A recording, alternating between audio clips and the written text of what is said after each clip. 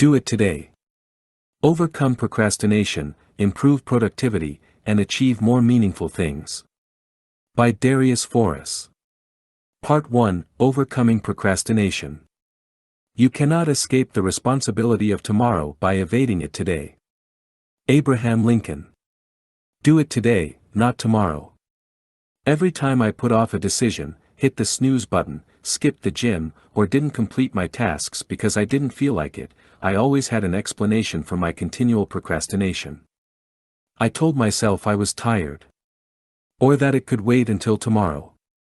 Who cares if you put off something, right? Well, you should care. Because you're the one who's responsible for your life.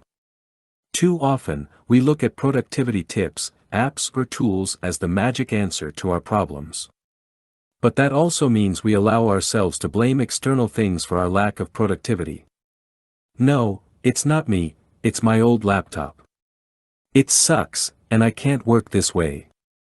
The office is too loud. People keep calling and emailing me. I never have time. Battling procrastination is an inner battle. I have many examples of that in my personal life. In 2013, I felt my career was stuck. 2 years before that, I started a company with my dad. But after 2 years, I became restless because I wanted to do more and learn more. So I did some freelancing. I built websites, did copywriting, content marketing, and some design work. But it didn't take off. Why? I never did the uncomfortable work. Instead, I found a job to escape those hard tasks. We all escape at times. Building a business or career is hard.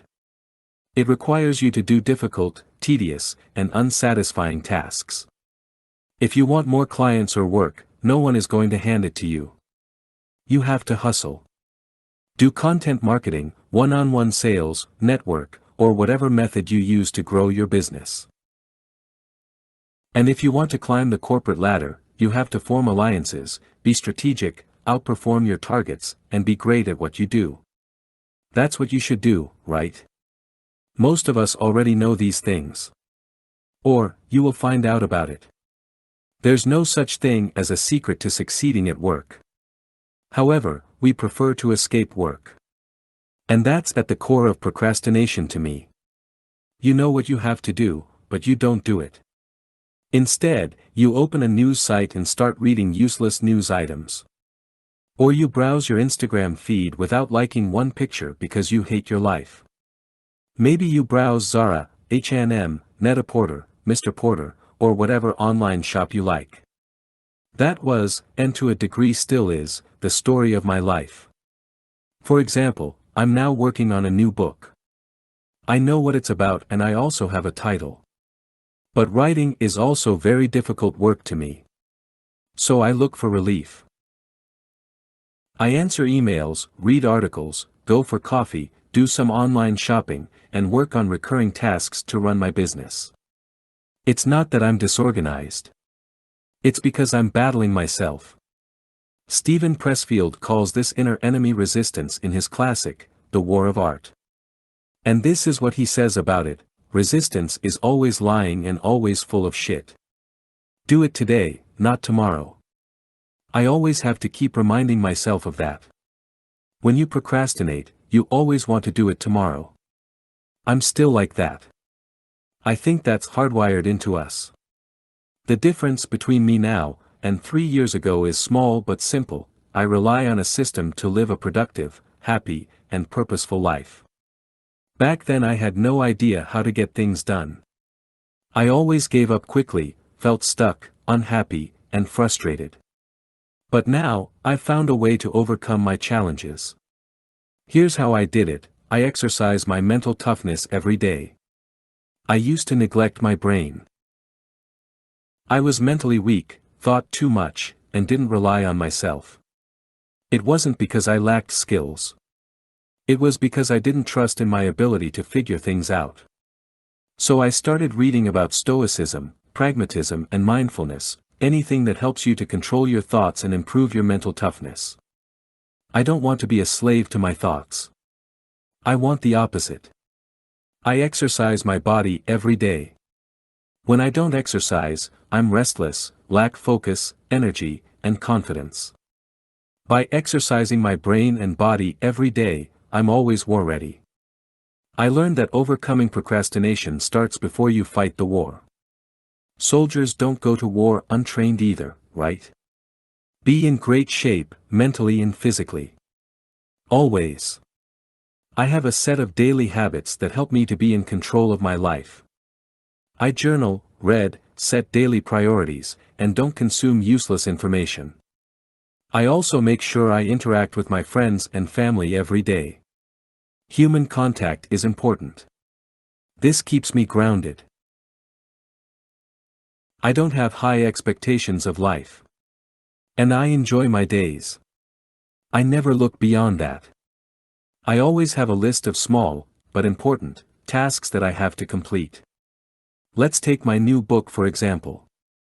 I often want to escape difficult things like actually sitting down and writing. So I tell myself today is not a good day.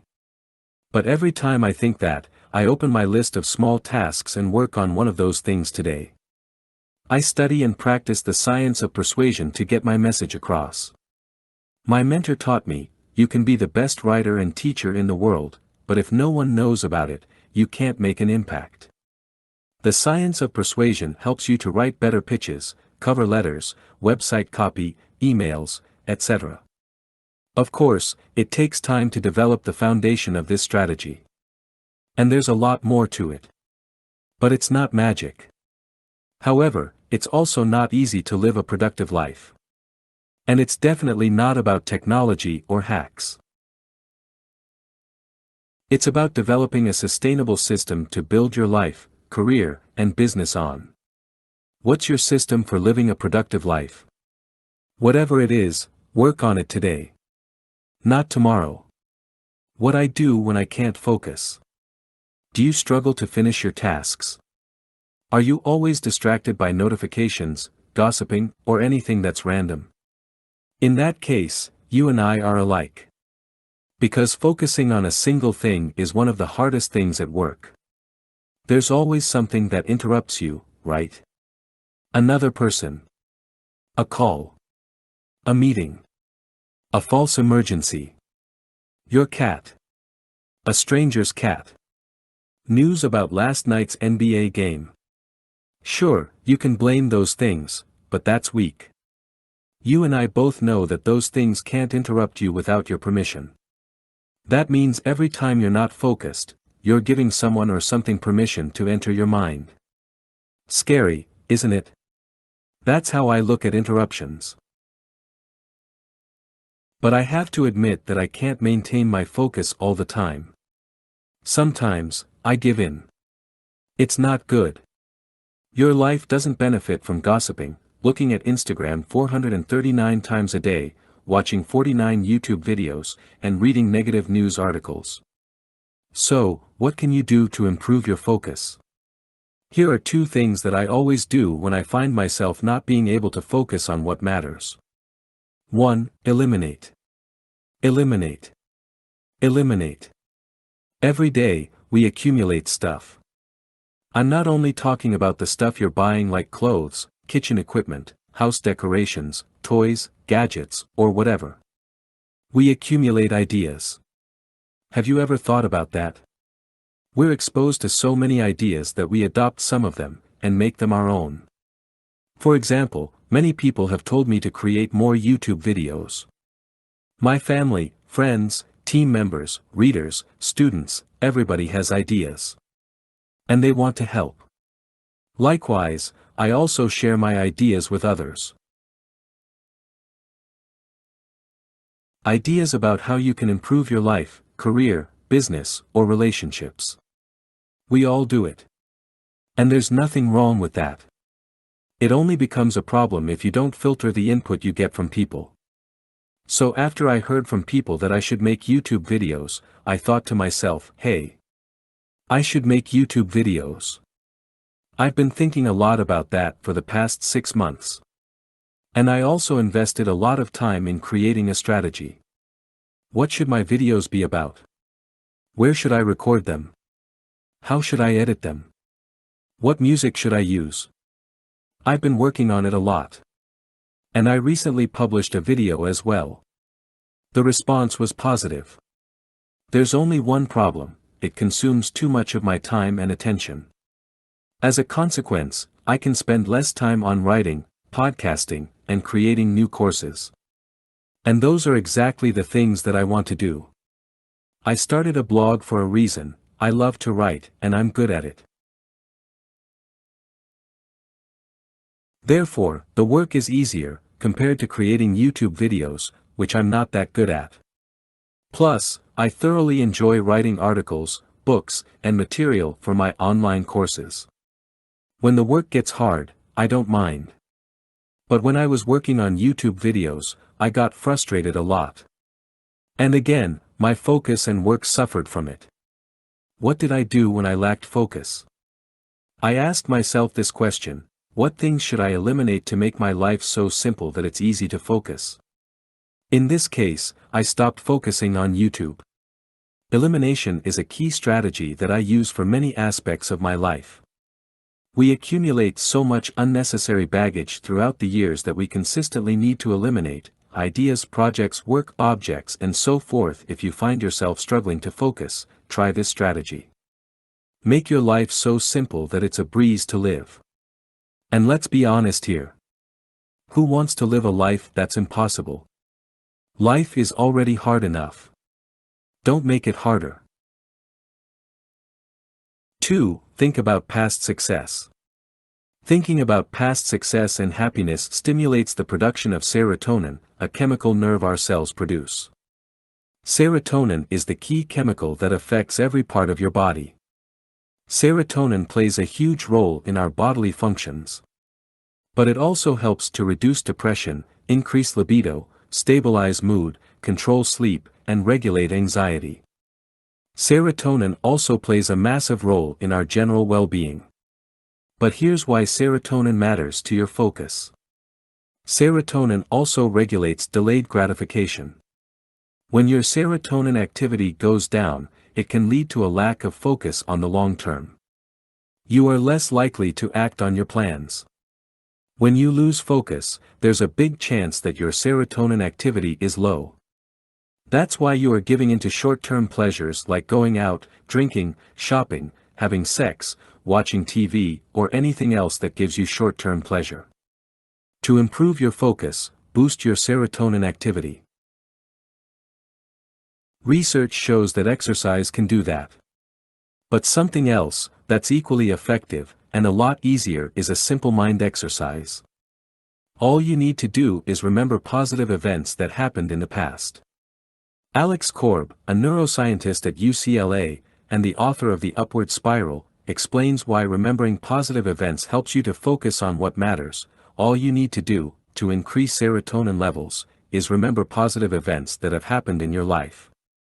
This simple act increases serotonin production in the anterior cingulate cortex, which is a region just behind the prefrontal cortex that controls attention. When serotonin goes up, your focus goes up. Ultimately, that's what you should do. I know that it sounds cheesy, but when something is wrong, you must fix it. When I can't focus, the first thing I do is to acknowledge that I have a problem that needs a solution. Some people go through life without even acknowledging that they have problems. No, it's not normal to check your phone every 2 minutes. No, it's not normal to gossip all the time. No, it's not normal to be bored. Focus on your life. Think about what matters to you. Then, do those things and don't get distracted. Stay on the path.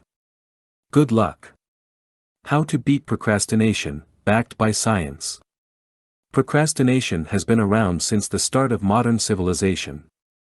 Historical figures like Herodotus, Leonardo da Vinci, Pablo Picasso, Benjamin Franklin, Eleanor Roosevelt, and hundreds of others have talked about how procrastination is the enemy of results. One of my favorite quotes about procrastination is from Abraham Lincoln. "You cannot escape the responsibility of tomorrow by evading it today." The funny thing about procrastination is that we all know that it's harmful. Who actually likes to procrastinate? No one enjoys doing that. Me neither. And yet, procrastination was the story of my life. When I was in college, every semester, this would happen. In the beginning of each semester, I was the coolest dude on the planet. Relaxing, going out, enjoying myself. Big time. I experienced no stress whatsoever. However, about a week before my exams, I would freak out. Dude, why didn't you begin earlier? I would tell myself. And what would follow is an ugly sight of me, with a bunch of Red Bull cans, locked up in my room, freaking out while I was studying. And research shows exactly that. When you procrastinate, you might feel better on the short term, but you will suffer in the long term. It doesn't really matter why you procrastinate. Some love the pressure of deadlines. Some are afraid to fail, so they put it off until the very last moment. One thing that all procrastinators have in common is that procrastination has a price. This highly cited study, published in the American Psychological Society Journal, by Diane Tice and Roy Baumeister, discusses the cost of procrastination. It is related to depression, irrational beliefs, low self-esteem, anxiety, stress. Procrastination is not innocent behavior. It's a sign of poor self-regulation. Researchers even compare procrastination to alcohol and drug abuse. It's serious. And I've experienced that for many years. The years after I got out of college were also a struggle in terms of starting and finishing work. Procrastination is a habit that just sneaks into your system. It's not something you can shake easily. Every time I had a business idea or wanted to start something, it went like this. Every time I had an idea or a goal, I would start, but along the way, things would go wrong. I went from start to total chaos. Distractions, other ideas, other opportunities, failure, negative self-talk, etc., would get in the way. And the results are always the same: you never get anything done. Beating procrastination. To me, the key finding from the study by Diane Tice and Roy Baumeister is this: the present evidence suggests that procrastinators enjoy themselves rather than working at assigned tasks, until the rising pressure of imminent deadlines forces them to get to work. In this view, procrastination may derive from a lack of self-regulation and hence a dependency on externally imposed forces to motivate work. Self-regulation, self-control, willpower, are all things that we overestimate. We think, yeah sure, I will write a novel in 3 weeks. In our minds, we're all geniuses and mentally strong. But when the work comes, we cop out. If you're a procrastinator, you can't help but delay work. And that's true for the small and big tasks. Sure, everybody fears to step outside of their comfort zone, that's why we call them comfort zones. It takes courage to make a bold move. But it sure doesn't take any courage to complete small tasks like paying bills, printing out something for your boss, doing taxes, etc. The truth is, procrastination has nothing to do with what you're trying to do, small or big. It can wait until later. It can always wait, right? For me, completing tasks went like this: there comes a moment between the start and end of a task, I call it the slope of procrastination, when you give in to one distraction. And that's exactly the moment you give up being productive. You start working on a task, you're excited, you're focused, but then, after some time, you think, let's read the news for a second. It always starts with just one thing. Then, you think, I might as well watch one episode of Game of Thrones. Then, a video on YouTube, and then another one. Then, a little bit of Instagram browsing. And so forth. It always ends with a bang: this is the last time I'm wasting my time. Yeah, right. Willpower doesn't work. Systems do. What you really need is a system for doing work. A lot of people shy away from routines, systems, and frameworks because they want to have freedom. I'm sorry to disappoint you, freedom is your enemy. The fact is that, if you want to get things done, you need rules. What are some things that research proved to be effective? Self-imposed deadlines. Accountability systems, commitment with friends, or a coach. Working/studying in intervals. Exercising 30 minutes a day. A healthy diet. Eliminating distractions. And most importantly, internal motivation. If you combine the right productivity tactics, you have a productivity system. The deadlines create urgency, accountability will create responsibility, working in intervals improves your focus, exercising will give you more energy, so does a healthy diet, and eliminating distractions will take away the temptations. But there's no system that can help you if you don't have an inner drive. People overcomplicate that concept, but it's simple. Why do you do what you do? If you don't know, make something up. If you know why you're doing something, even the most annoying tasks become bearable. It will become a part of the bigger picture. So, instead of diving into work, take a step back, think about why you do what you do, and then rely on a system supports that. Not rocket science. Just science. How to stop wasting time and improve your personal effectiveness. The reason I research productivity is simple. I think that a productive life equals a happy life. Also, if you're more productive than average people, you'll advance faster in your career. You learn more. You do more. And eventually are rewarded more. And when I talk about productivity, I talk about being effective. Because productivity doesn't suggest that you get the right things done. It just means you get a lot of stuff done. But that's not what matters. Effectiveness, however, refers to getting the right things done. And if you want to do your job well, earn money, live a meaningful life, or learn skills, that is what matters the most. Otherwise, you just run around in circles. You might appear busy, but you won't achieve anything meaningful. In other words, it's easy to do useless work. Work that doesn't bring you closer to the outcomes you desire. Results matter the most. Practically, that means this: you might work for 50 hours a week, but if you don't experience any growth personally, emotionally, financially, you're not effective. People often ask me, where do I begin? To answer that question, I want to share one exercise that I teach in my productivity course, Procrastinate Zero. It's an exercise that I picked up from Peter Drucker's The Effective Executive. To me, Drucker is the first and best thinker when it comes to effectiveness for knowledge workers. Many of the books, articles, productivity tools, and productivity apps you see these days are all in a way influenced by Drucker, who essentially invented the term personal effectiveness. What you will find next is a simple exercise from The Effective Executive, which I modified slightly to make it easier, that you can apply to become more effective yourself. Step 1. Know thy time. I often hear people saying, I don't know what's wrong with me. I keep procrastinating. My question is, do you know thy time? If you don't measure your time, it's tough to stop procrastination or improve your productivity. Because if you want to manage your time better, you have to know where it goes first. Your memory is not sufficient. If I asked you what you were doing exactly 1 week ago at this time, would you have an answer? There you go.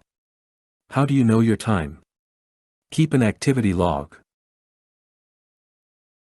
Before I even have a real session with clients, I often ask them to keep an activity log for 2 weeks. An activity log is exactly what you imagine, an hour-by-hour record of what you're doing throughout the day. The specific method you use for your activity log doesn't matter. The only thing that matters is that you want to keep a record for at least 2 weeks. Preferably, you want a whole month of recorded activities. I just keep a pen and a notepad on my desk, and every hour I write down the time and what I've done during the past hour.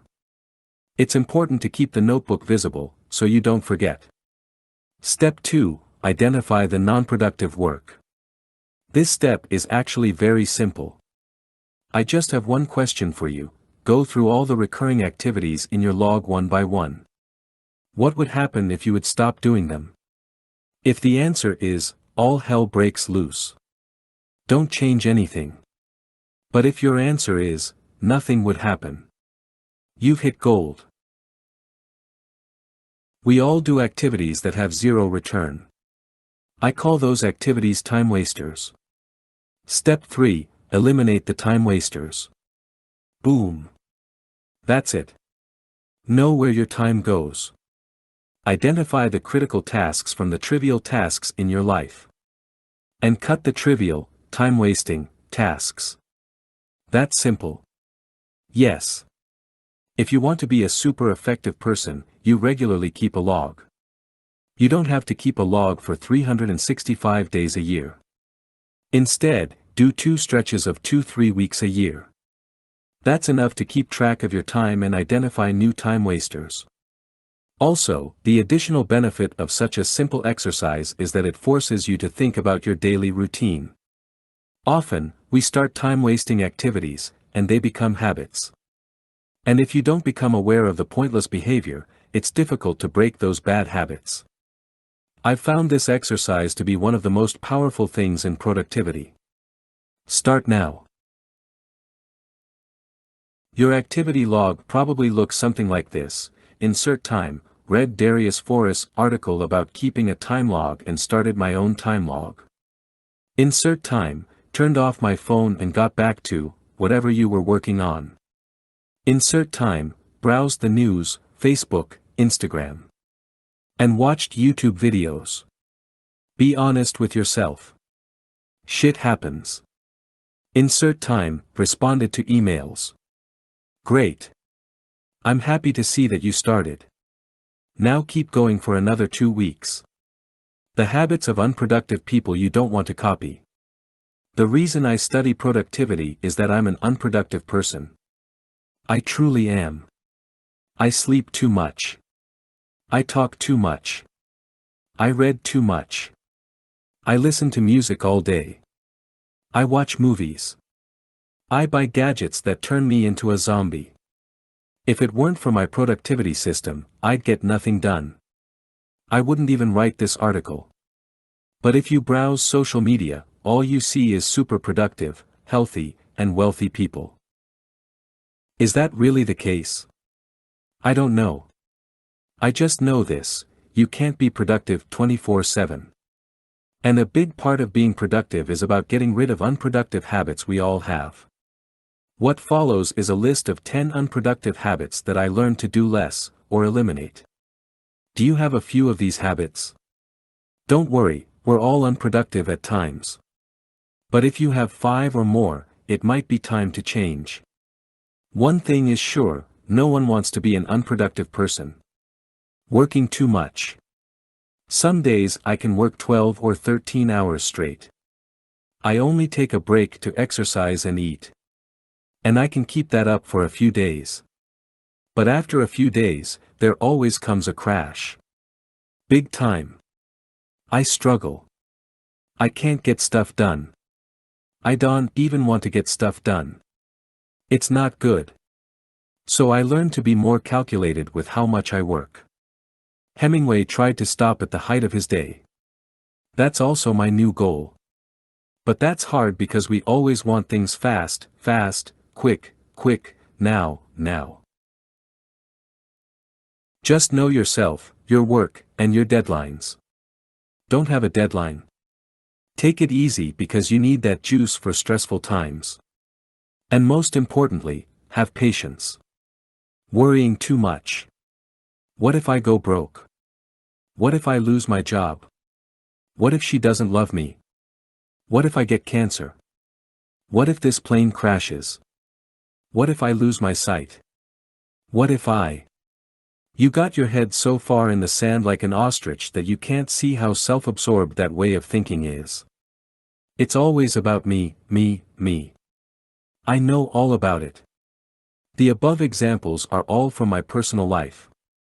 I used to be the king of the what if game. But here's the thing, you're not going to die right this second. Get over yourself. Stop worrying. And do something useful.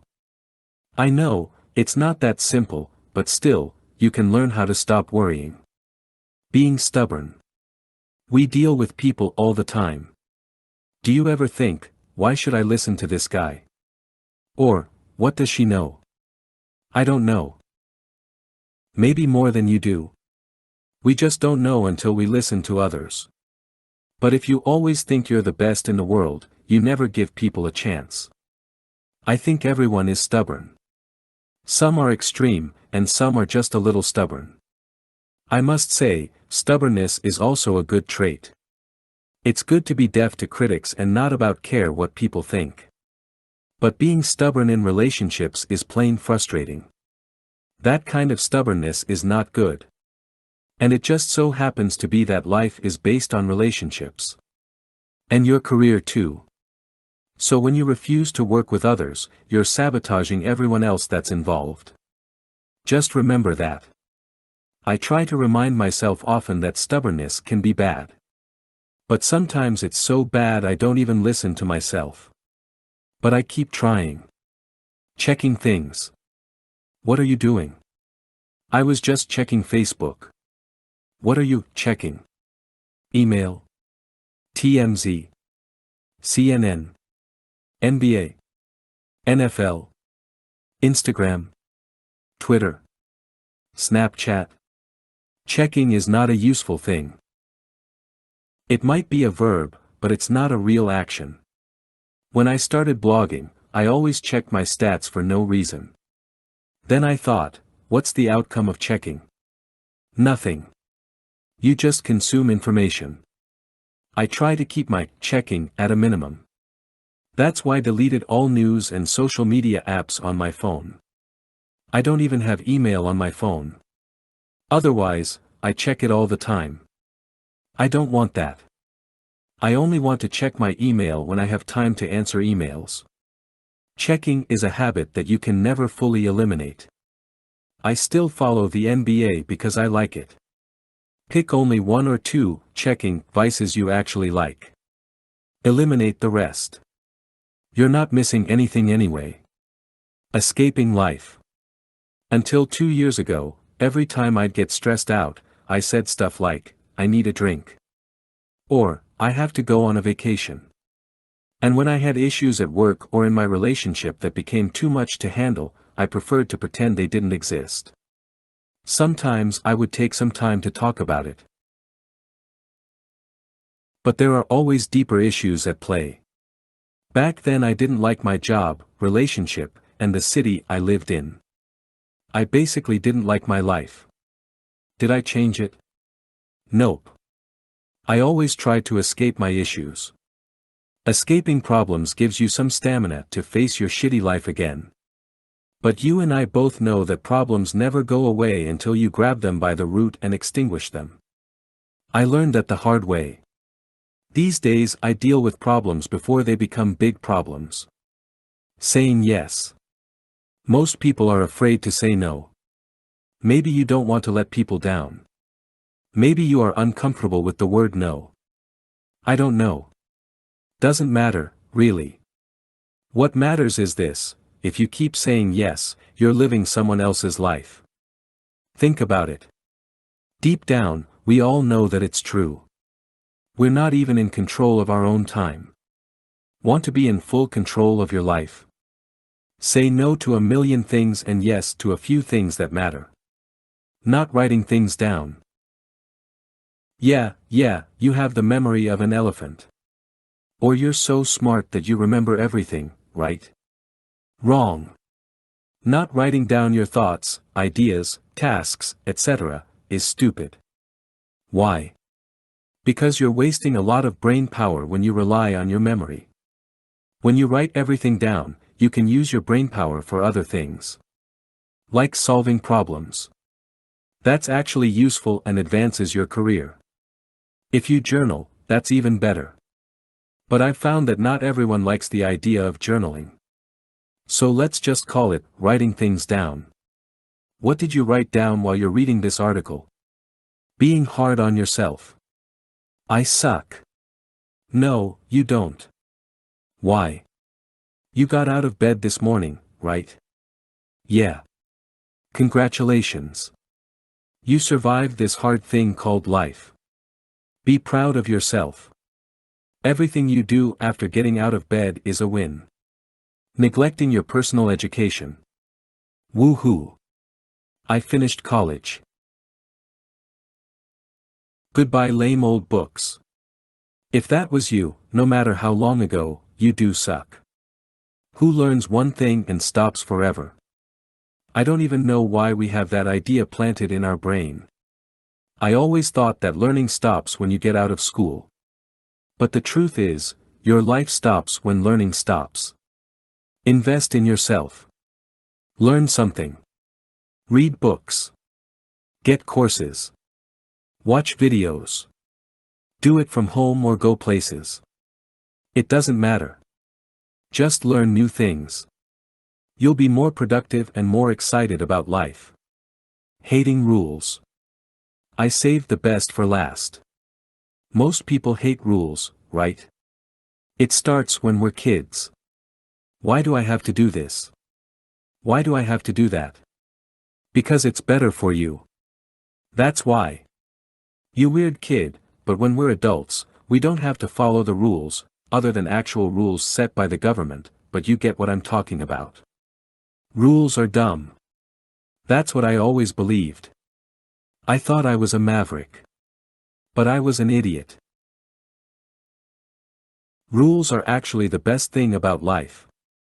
Without rules, we would be hot dog eating pigs right now. And when it comes to productivity, the first rule is, have rules. If you want to live without rules, go ahead. But life is not Fight Club. Rules actually help us to solve problems and get the most out of life. Josh Weltman, an advertising creative director for 25 plus years, and the co-producer of Mad Men, put it well in his book Seducing Strangers: Solving a Problem Requires a Weird Combination of Freedom and Constraint. Whenever I hear, just have fun with it, or, think outside the box, I know from experience that things are about to turn into a colossal waste of time. Good news, you make up the rules. For example, one of my personal rules is this: never complain. Another one is, read and exercise every day. And, close the day every evening by setting your next day's priorities. When you combine all your productivity rules, you have a system. Voila! And a system changes everything. I rely on my system to work smarter, better, happier, and effectively. It took me years to figure out that a system is a good thing, and a few more years to create one, but it was worth it. Because now, I get to be a productive person. Not bad for an unproductive person, huh?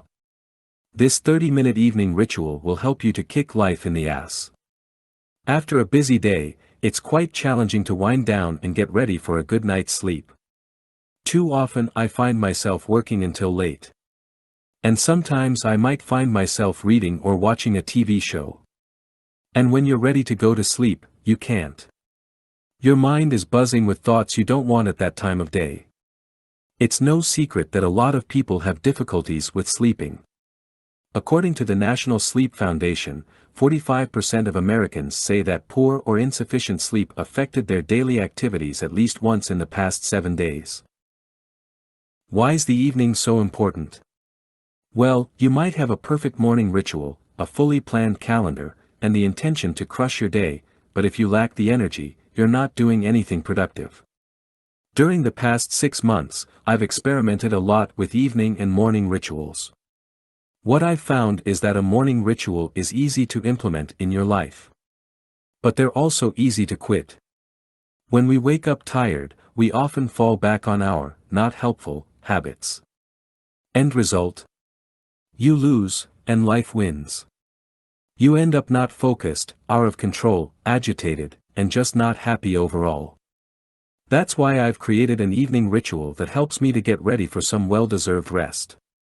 We all know it, get 7 to 9 hours of sleep. But too often life gets in the way, and we don't follow common sense. But with the following evening ritual, I've found a good way to bring more consistency in my evenings, and therefore, my life. From minute 0 to minute 10, close the day. Every evening I take 10 minutes to journal about my day. In a few sentences, I write about what I've accomplished, what I've learned, and anything that's worth remembering. That simple exercise helps me to, 1. Remember what I did, sounds stupid, but we forget most things we do. 2. Review my progress and see whether I'm doing all the things that I should be doing, like reading, working out, spending time with my family, writing, talking to people I work with.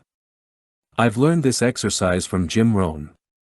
He says, at the end of each day, you should play back the tapes of your performance. The results should either applaud you or prod you. It's simple, close the day before you start a new day. Also, close every week before you start a new week. Similar for every month, and every year. Sounds simple, right? It's one of those simple ideas that have a huge impact on your life. From minute 10 to minute 20, review tomorrow's calendar. This is essential. When you wake up, you want to know exactly what your day is about. Do you have any important meetings or calls? Deadlines, maybe? What do you have to get done? When are you working out? Do you have any pressing items on your agenda? When are you dealing with them? This simple exercise takes away almost all stress and anxiety I have. Most anxiety comes from unsolved problems. And often, we worry about problems that are not real. But when you say to yourself, I'm going to work on problem X from 10 a.m. until 11 a.m., you can relax. Also, there's nothing you can do late in the evening. Just go to bed, already. Leave the problem solving for tomorrow when your brain is fresh. From minute 20 to minute 25, prepare your outfit. Oh, you're so vain. No, I don't want to unnecessarily stress my brain. Look, your brain is a muscle. And after a certain amount of decisions, your brain runs out of juice. And that means the quality of your decisions will decrease. That's called decision fatigue. But I'm not worried about that in the evening because I'm headed to bed so my brain can recharge. A few extra decisions won't hurt. However, those few extra decisions will hurt your productivity if you think about your outfit in the morning.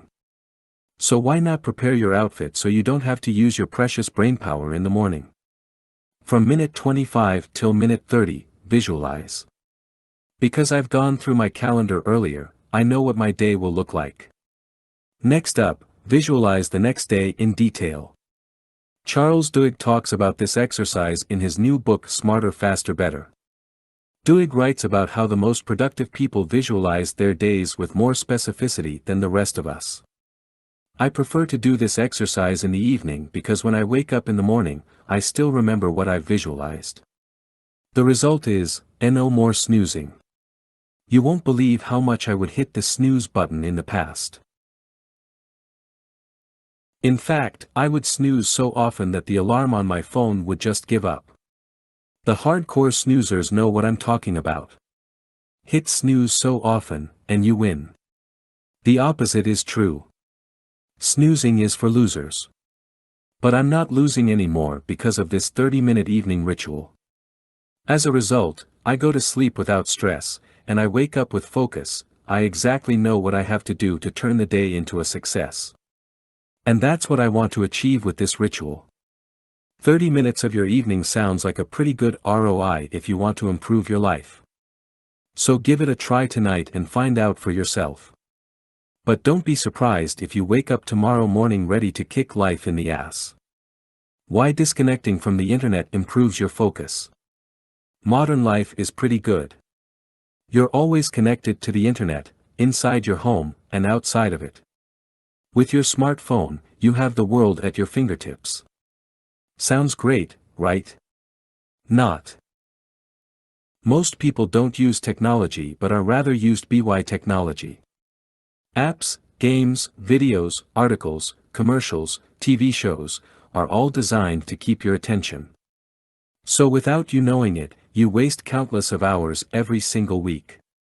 Your attention is all over the place, but not at the right place.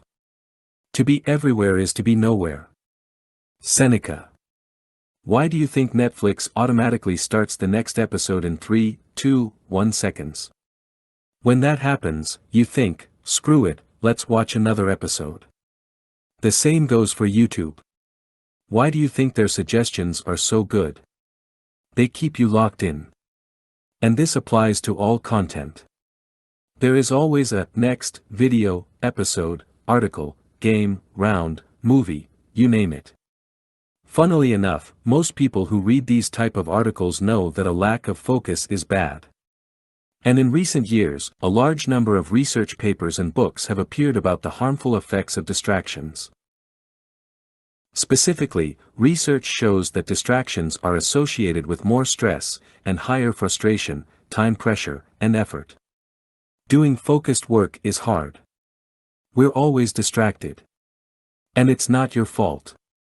Most technology taps into your lizard brain and locks you in, it turns you into a consumer. So don't even think about resisting the internet or technology. I bet you've tried it in the past. I'm never going to browse mindlessly for hours. Yeah, right. What will work? Recently, I wrote about how I beat procrastination by creating a system. Well, one of the most critical parts of that system is this: disconnect from the internet. And there's only one reason to do that: too much of anything is a bad thing. Even good things. Too much exercise. You will get overtrained. Too much love. You will smother people. Too much work. You will burn out. Too much food. You will get fat. Too much water. You will die. So why do you consume so much internet? I asked myself that question 2 years ago. I had no answer. So I thought, I do everything else in moderation, why not the internet? Soon I found out that there's no moderation with internet usage. It's like an all-you-can-eat buffet. You're already full, but you still keep eating. And after you've stuffed yourself, the regret will eat you up alive. And that's the same with internet usage. It's so tempting and satisfying, and available everywhere. So you go all out with it. YouTube, WhatsApp, Facebook, Snapchat, etc. I'm all about eliminating distracting stuff. However, I also don't want to live my life as a recluse. So I had to find a middle ground that worked. I found that a simple tweak in my attitude towards the internet did the trick. I went from always connected to always disconnected. In practice, it works like this: on my phone, Wi-Fi and mobile data are standard off. I only turn it on when I need it. On my laptop, I use an app called Self-Control during the times I work. Try Focus Me for Windows. The app blocks distracting sites. The advantage is that my apps like Evernote, Day One, Office 365 remain connected, so I can save my work in the cloud. Always connected isn't a good thing for your focus and productivity. It's the same as going to the gym. Or having dinner. Or having a romantic evening with your partner. You don't do those things for 24 hours a day. You do them for 30 minutes, an hour, or a few hours. Too much of those things is simply not effective. Being disconnected from the internet has worked wonders for me. I don't feel the urge to check my smartphone, email, or the news 500 times a day anymore. And after a while, you feel like you're not missing out on anything. That brings a sense of calmness to your life. I also get more out of my days, I achieve more things than ever, feel less distracted, and have more time to spend on the things that make me happy. At the end of the day, the internet is just a tool. However, some of us think it's everything. But I'm pretty confident that, in years from now, I will not look back and regret that I didn't spend enough time on the internet. Can you imagine? You're on your deathbed, and you're saying this to your family: I'm glad I watched so many fail compilations on YouTube. Nope. You'll probably look back and reflect on the time you spent with your family or friends. Or the memories you made when you were traveling. Or how much you enjoyed your work. So cut the crap with the internet. It's not giving you anything but frustration. And after reading this article, disconnect. You will get some withdrawal symptoms like grabbing your phone 100 times. Or hitting the F key on your keyboard, for Facebook, all the time. But I'll promise you this: disconnecting will help you do more. And that's what life is about. The single biggest reason most people procrastinate in life. For most of my life, I've been a habitual procrastinator. When I had my first summer job at age 16, I did everything not to work. I had an inside sales job at a telecom company, and I had to sell mobile contracts to clients. The company had software that would automatically call the next client when you finished a call. So you would be on the phone constantly, but I found a way around that process. After every call, you had to log your activity on the system. Things like, client is interested, but has to discuss it with her grandson. Yes, I sold to a lot of elderly people, not proud of it. As a professional procrastinator, I took a lot of time to craft a lengthy summary of the call. When my manager asked me about my low number of calls per day, I told him, if one of my teammates calls the client, they know she had to talk to her grandson. That's valuable information, right? I did everything to put off the next call. I also procrastinated during my years at university, pursuing a master's degree in marketing. I always waited until the last moment to finish an assignment or study for an exam. I even procrastinated when I worked as a freelance marketing consultant after I graduated. I'm doing research. This time, I told myself. I didn't understand why I always put off things to the last moment. I thought it was a part of my character. And many of my friends were similar. They would say, "Who wants to work? Let's have some beer." This is what I believed: work is something you don't like to do, you just do it because you need money and status. Sadly, many of us believe that is the truth. Fortunately, my procrastination behavior changed this year. It wasn't some kind of magical productivity hack or software that turned me into a productivity machine. I'm more productive and focused than ever. And I'm more satisfied with my work than in the past. Do you want to know the secret? I'm finally doing something that I love. That's it. Work is not bad at all. I love to write, that's why I do it 7 days a week. I didn't like my previous jobs, businesses that I started, and I sure didn't like to study for classes I had zero interest in. Previously, I thought that you procrastinate because you have poor time management skills. That's why I've tried every productivity hack, system, or software, but they are all useless when you compare it to doing meaningful work. Do you want to get stuff done? Do stuff that matters. Productivity hacks get a lot of attention. And very often, people present with time management tips as a solution. In a way, time management reminds me of speed reading. Many of us want to speed read to finish more books in less time. But why? I enjoy reading. I don't want to spend less, but more time on reading. It seems like we want to skip the actual work and only focus on the outcome. It's like Ryan Holiday, author of The Obstacle is the Way, says in his article about speed reading: if you find yourself wanting to speed up the reading process on a particular book, you may want to ask yourself, is this book any good? Life is too short to read books you don't enjoy reading. I think you can apply Ryan's quote to your life and career as well: life is too short to do work you don't enjoy. No matter how many productivity hacks you try, you won't produce more if you're not passionate about what you do. If you find yourself regularly procrastinating, you may want to ask yourself, am I passionate about my work? If the answer is no, you know what you have to do: find something that you are so passionate about that you don't want to procrastinate for 1 second. We all know that time is finite, so why not behave accordingly?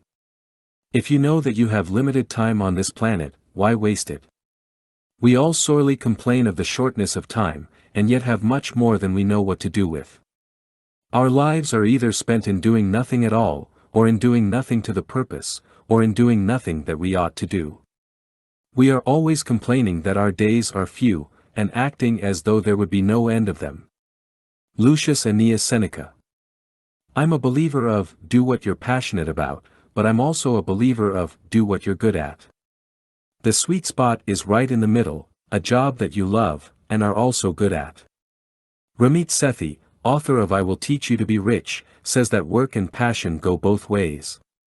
He says that when we get really good at our job, we often become passionate about it. I'm not saying that productivity tips are useless. In fact, I've written about productivity tips that improved my output.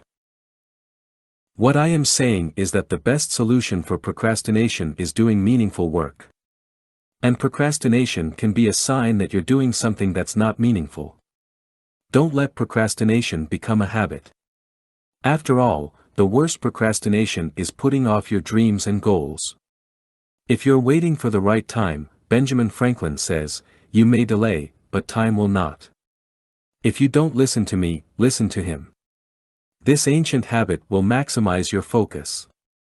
Ever since I was little, I worried about many things.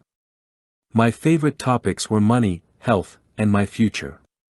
What's your favorite topic to worry about? And don't tell me you never worry or fear nothing.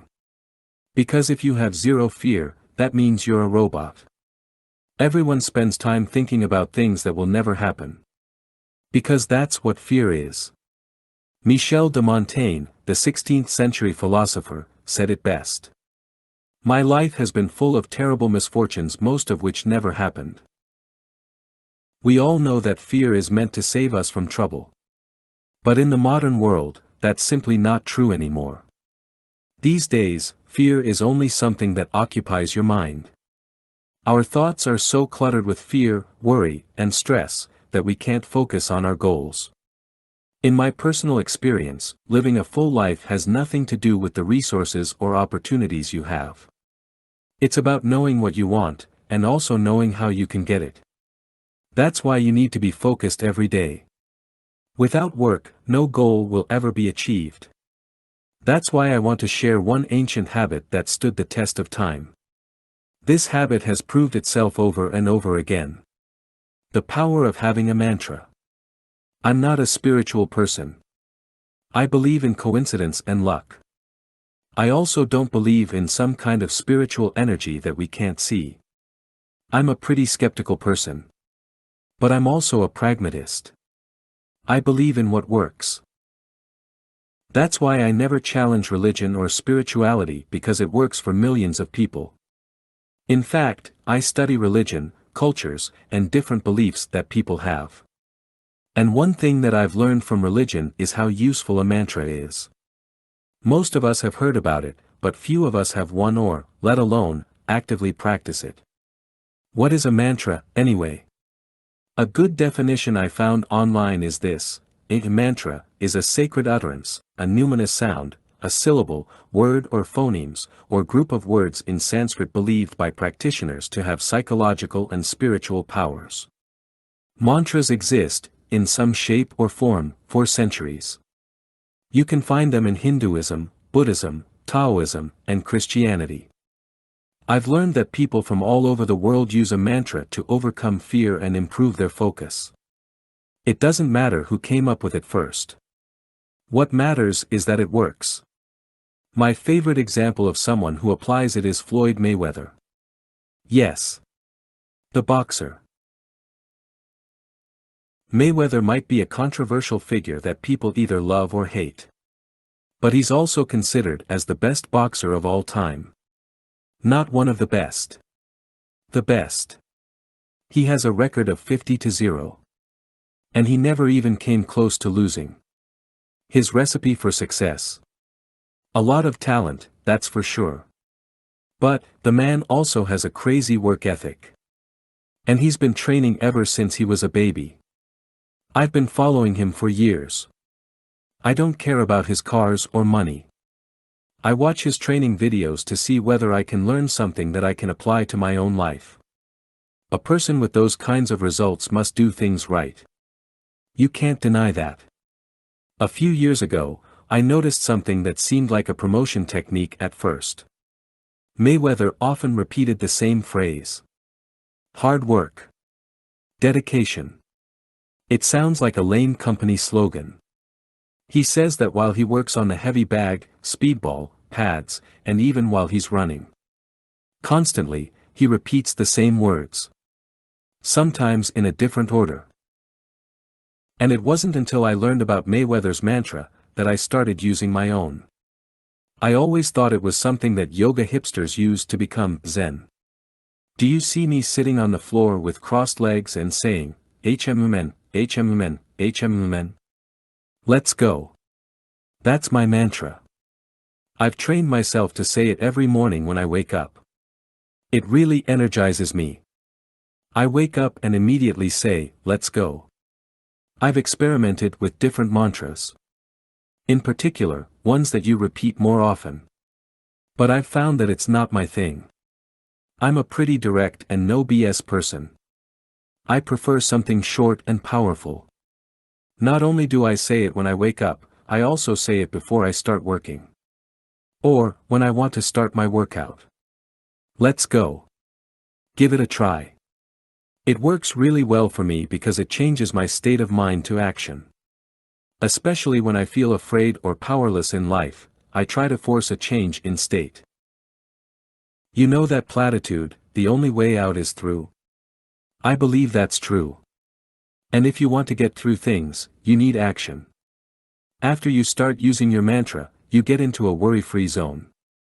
This is one of the most effective things I've found in all of personal growth. I highly recommend a mantra for everyone.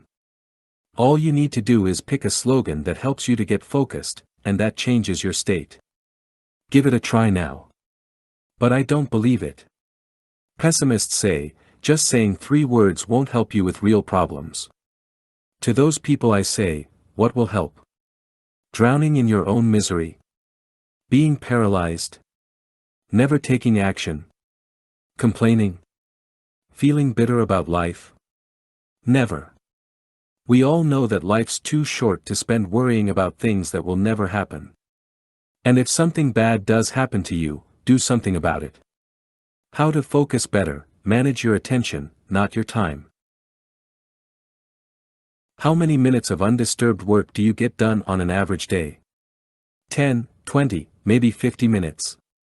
If you think that sounds low, just examine your life. Most of us can't go undisturbed for more than 10 minutes. We're all so connected that it becomes impossible to find time to focus on yourself and your work. Some of us get hundreds of notifications and messages per day. You find yourself answering a WhatsApp message here, an email there, talk to a friend, and then talk to a colleague on Slack. Most people's days consist of answering to notifications. In a way, you're held captive by others. So no wonder that many of us ask, how do I focus better? When new subscribers join my newsletter, I always ask them about their challenges. And the majority who answers mentions something that's related to focus. In fact, when I did a survey on my newsletter last year, 28% said that their biggest challenge is related to focus and time management. Here are just 2 examples of what readers mentioned to me. My number 1 challenge in life and career is trying to stay focused on my tasks. My mind always starts drifting to trivial things when I'm at work. My biggest challenge is, how can we define what to really focus on? These questions have been on my mind in the past too. And you know what I found? Distractions are not some 21st century first world problems. Distractions have always been a part of life. It has nothing to do with your smartphone or YouTube, online shopping, Instagram, or any other thing you want to blame for your lack of focus. It's human nature. We love to be busy. Socrates, one of the founders of Western philosophy, warned us 2,400 years ago. Beware the barrenness of a busy life. Busyness is not a good thing. Because busyness and distractions go hand in hand. Want no distractions? Move to the woods, but that's not how life works. Plus, modern-day life is too good. Seneca, one of the most famous Stoic philosophers, said this in Letters from a Stoic. There is never a time when new distraction will not show up. There are always distractions. So you better train yourself to manage your attention. Not your time. Because that's the biggest mistake people make. We falsely believe that we can manage time. But time can't be managed. The only thing you control is your attention. And remember, focus determines the quality of your life.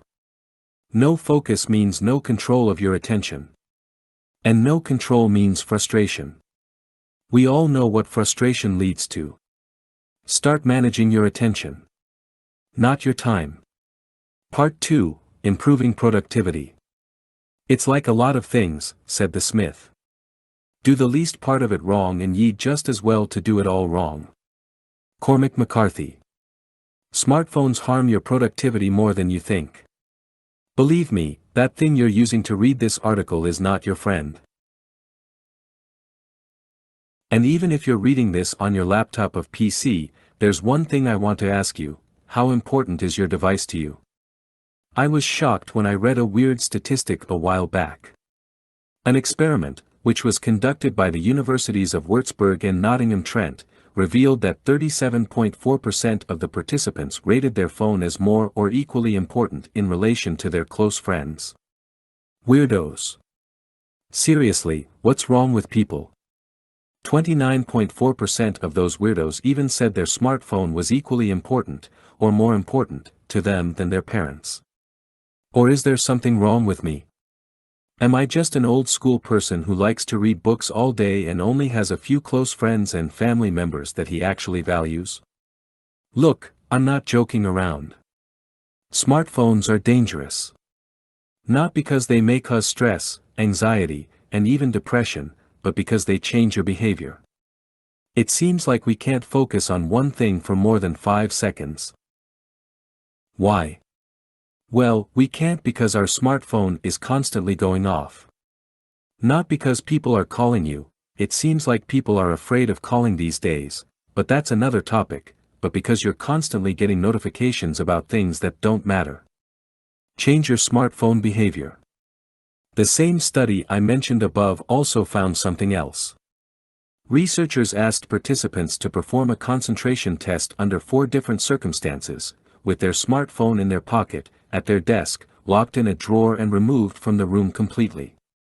The results are significant. Test results were lowest when the smartphone was on the desk, but with every additional layer of distance between participants and their smartphones, test performance increased. Overall, test results were 26% higher when phones were removed from the room. Sure, it's just a study. And you don't have to believe everything you read. But this is something I can personally attest. For the past 2 years, I've significantly changed my smartphone behavior. Namely, I have turned off all my notifications except messages and calls. I've removed myself from all WhatsApp groups except for one with my closest friends. I've removed all news apps. If something important happens, you'll hear it from the people around you. I only consume music, paid journalism, articles from specific authors I follow, podcasts, YouTube videos, mostly to learn, but also for entertainment because I'm not a robot, books, and audiobooks on it.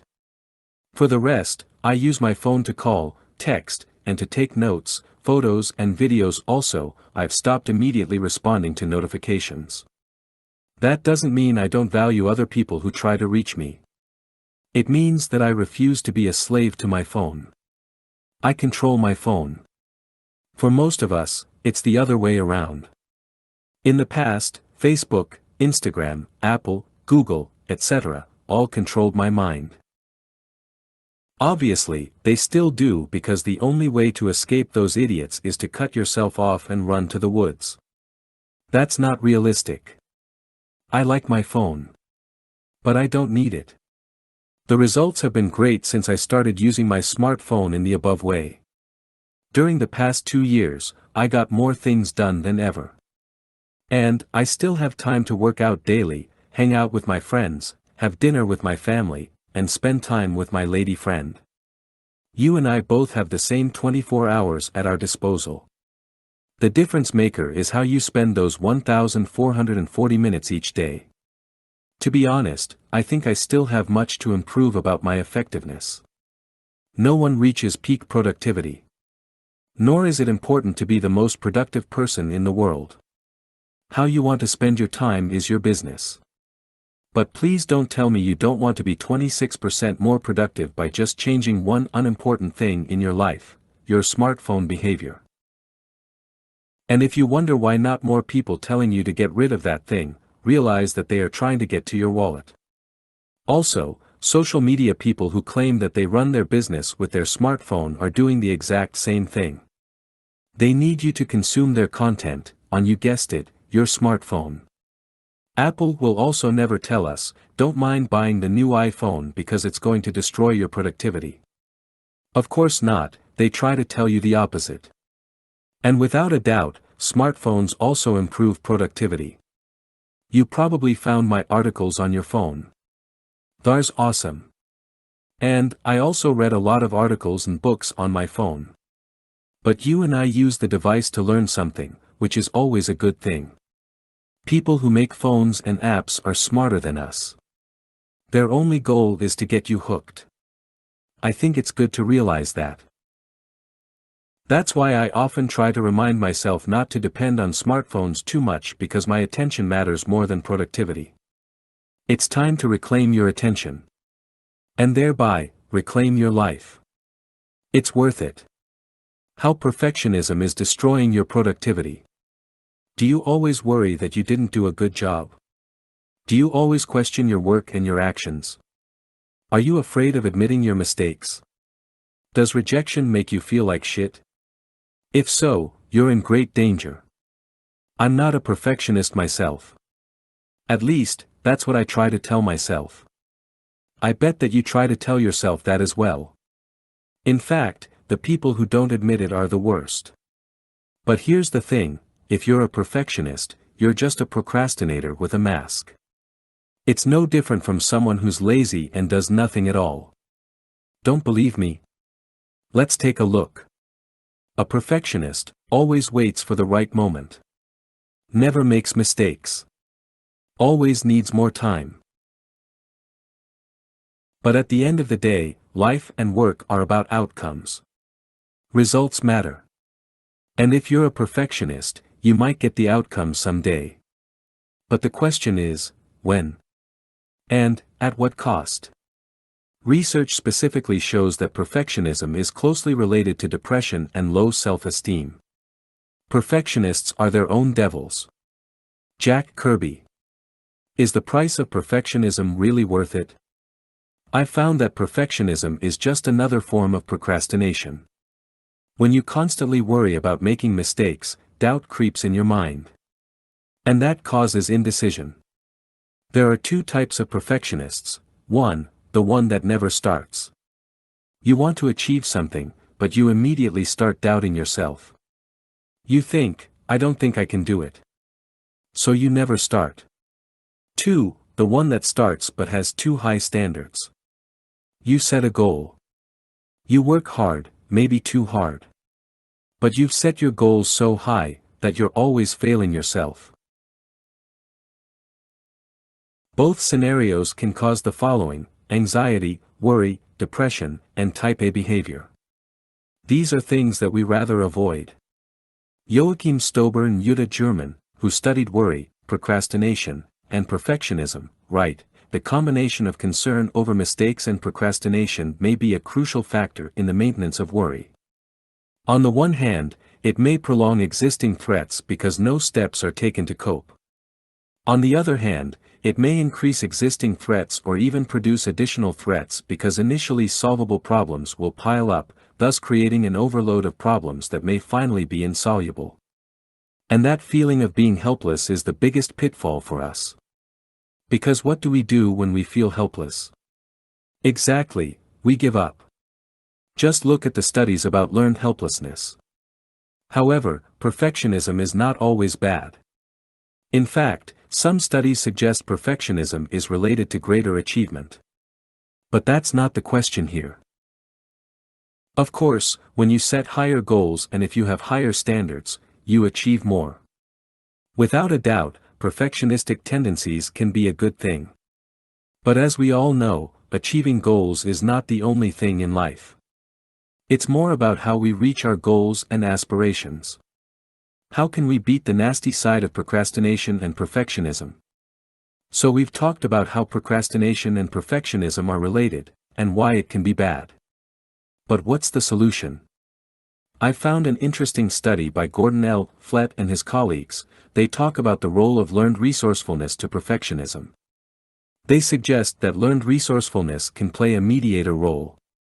So I started looking into learned resourcefulness.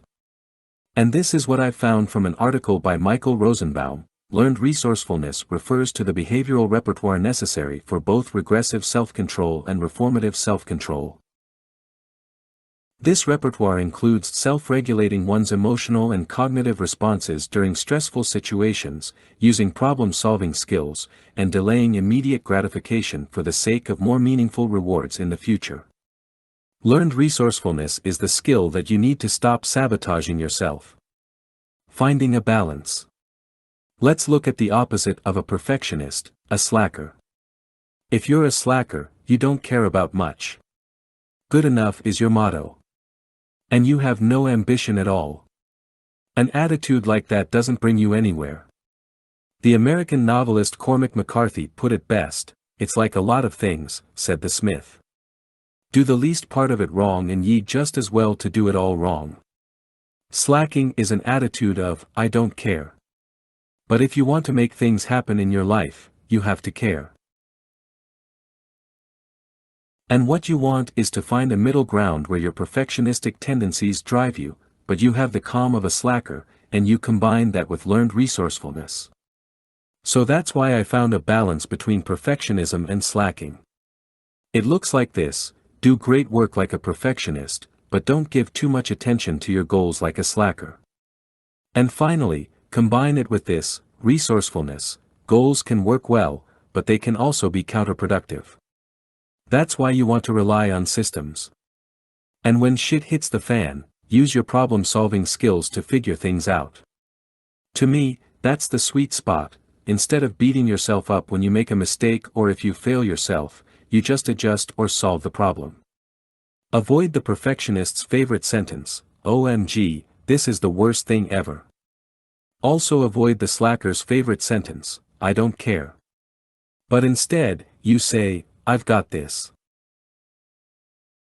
So what's your current challenge? Actually, I don't even have to ask, you've got this. How to read 100 books a year. Does your reading list keep growing? Did you buy books that you've never read? It might be time to cross more books from your list this year than ever. If you're reading less than you want, you're not the only one. 1 year ago I looked at my Goodreads page and noticed that I had read only 5 books in 2014. That realization frustrated me. I love books, but since I graduated college in 2011, I'd been reading fewer books every single year. My work and life got in the way of reading as much as I wanted. Why read 100 books in a year? You read because you want to learn from other people's experience. Otto von Bismarck put it best: fools learn from experience. I prefer to learn from the experience of others. If you want to get anywhere in this world, you need to educate yourself, and to educate yourself you need to read a lot. Here's how to do it. 1. Buy in bulk. It costs money to buy books, and it costs you time to read them. I'm assuming you have both if you're reading this. Everyone can make time. And if you don't have money, find a way to make or save money. As Dutch Renaissance man Erasmus once said, "When I have a little money, I buy books, and if I have any left, I buy food and clothes." Be assured, the money and time you spend on books are worth it. I can't think of a better investment. Books are only a waste of money if you don't read them. If you want to read more, you have to buy more books. Some people don't get it. They spend $200 on new shoes, but they find it ridiculous to buy 20 books from Amazon. The idea is simple: if you have more books in your house, you'll have more choices, and this will help you read more. Here's why: most of the books you read are not planned in advance. You don't sit down in January and say, "The first week of June I'll read this book." You finish a book, look at your inventory, and decide what to read next. Don't overthink which book you should read next. you'll end up reading reviews for hours, which is a waste of time. For example, most people who want to start with Stoicism ask me, which one should I read first, Seneca, Marcus Aurelius or Epictetus? Buy them all. Read them all. Having an inventory of books keeps up the momentum. You also never have an excuse not to read. 2. Always, eating. You might have heard of the term ABC from the play/movie Glengarry Glen Ross, always be closing. Many salespeople and entrepreneurs live by that motto. I live by a different motto, always be reading.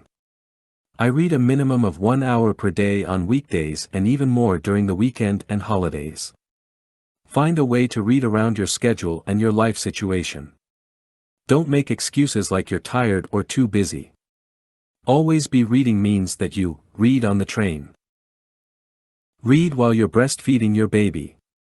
Read while you're eating. Read at the doctor's office. Read at work.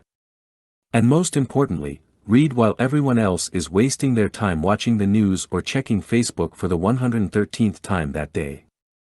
If you do that, you'll read more than 100 books in a year. Here's how. Most people read 50 pages an hour. If you read 10 hours a week, you'll read 26,000 pages a year. Let's say the average book you read is 250 pages. In this scenario, you'll read 104 books in a year. With that pace, even if you take a 2-week break, you'll read at least 100 books in a year. That's a good return on your time investment. What's the ROI of reading the news? I don't know exactly, but it must be negative. 3. Read relevant books only. Have you ever read a book that's supposedly amazing and you don't get it? I wouldn't go as far as saying that any book sucks because people spend a lot of time writing and editing a book. But not all books are for everyone. A book might be a bestseller, but maybe you can't stand the writing. Or maybe it's not the right time to read a book. In any case, if you can't flip through the pages, put the book away and pick up something you are so excited about that you tear up the pages. Read books that are close to what's going on in your life. There's a book for everything you can think of. People are writing books for 2,000 years, and there have been plenty of people in your shoes, struggling teen, aspiring artist, broke entrepreneur, new parent, etc. Don't waste your time reading about subjects you have zero interest in. Instead, pick out the books that are related to your profession or hobby. Read books about people that you admire. Don't read a book just because it's a bestseller or a classic if it has no meaning to you. 4. Read multiple books simultaneously. There are no rules to reading, so you can do whatever you want. At times, I'm reading 5 books at once. I might read 50 pages of one book in the morning and then read another book in the afternoon. That's how I prefer it. Others like to read a book cover to cover and only then read something new. If you're reading something that's complicated, you might want to read something that's easier for the evenings. I like to read biographies before I go to sleep because they are like stories. Fiction also works well in the evening. I don't want to read a book about investing in bed with a highlighter and a pen. If I do that, I will be awake until 3 a.m. because my mind is buzzing with the new things I'm learning. 5. Retain the knowledge. Knowledge is only good if you use it. To retain knowledge, you need a system that helps you do that. This is how I do it. When you read a book, use a pen to make notes in the margins and highlight important text. If you're reading digitally, be aware of over-highlighting. Just because it's so easy, you shouldn't highlight everything you find slightly interesting.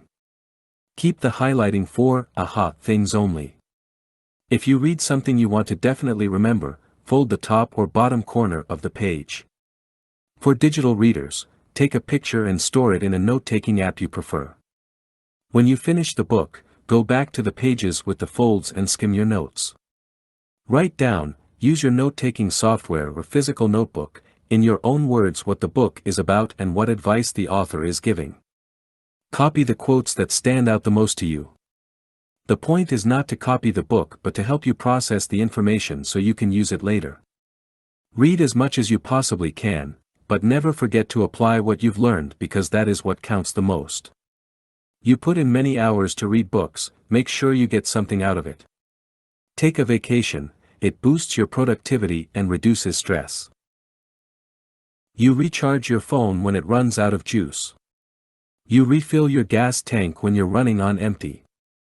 But sometimes, you forget to do the same for your most precious possession, your body, and the brain that's inside of it. Whether you love what you do, are in between jobs, or have a job you hate, you're working. Living is also a job. A pretty tough one, actually. Just the act of getting up in the morning can be a daunting task. And I'm not even talking about all the responsibilities we have. So, why do you make your life even more challenging by not taking a vacation to recharge?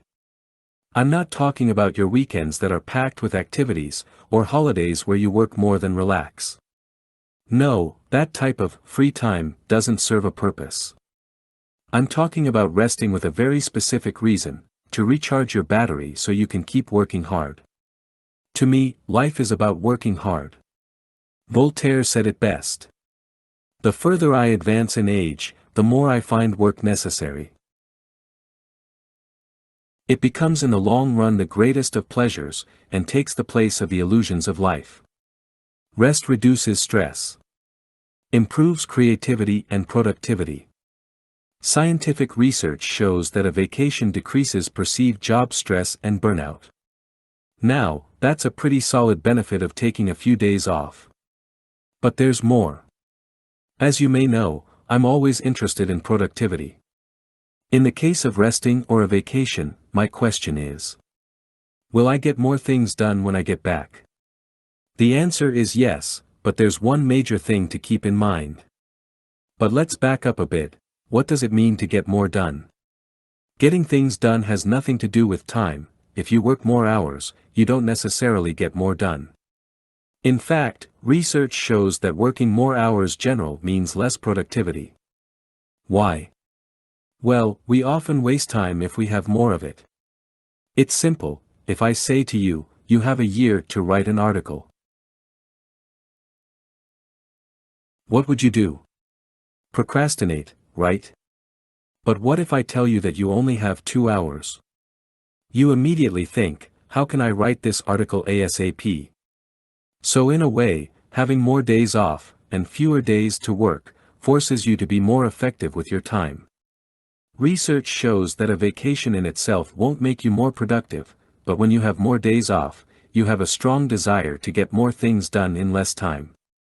And that's a win-win situation for everybody, you, your business, or your job. You take off a few days, recharge, spend time with your family or friends, and when you come back, you're more productive. Sounds great.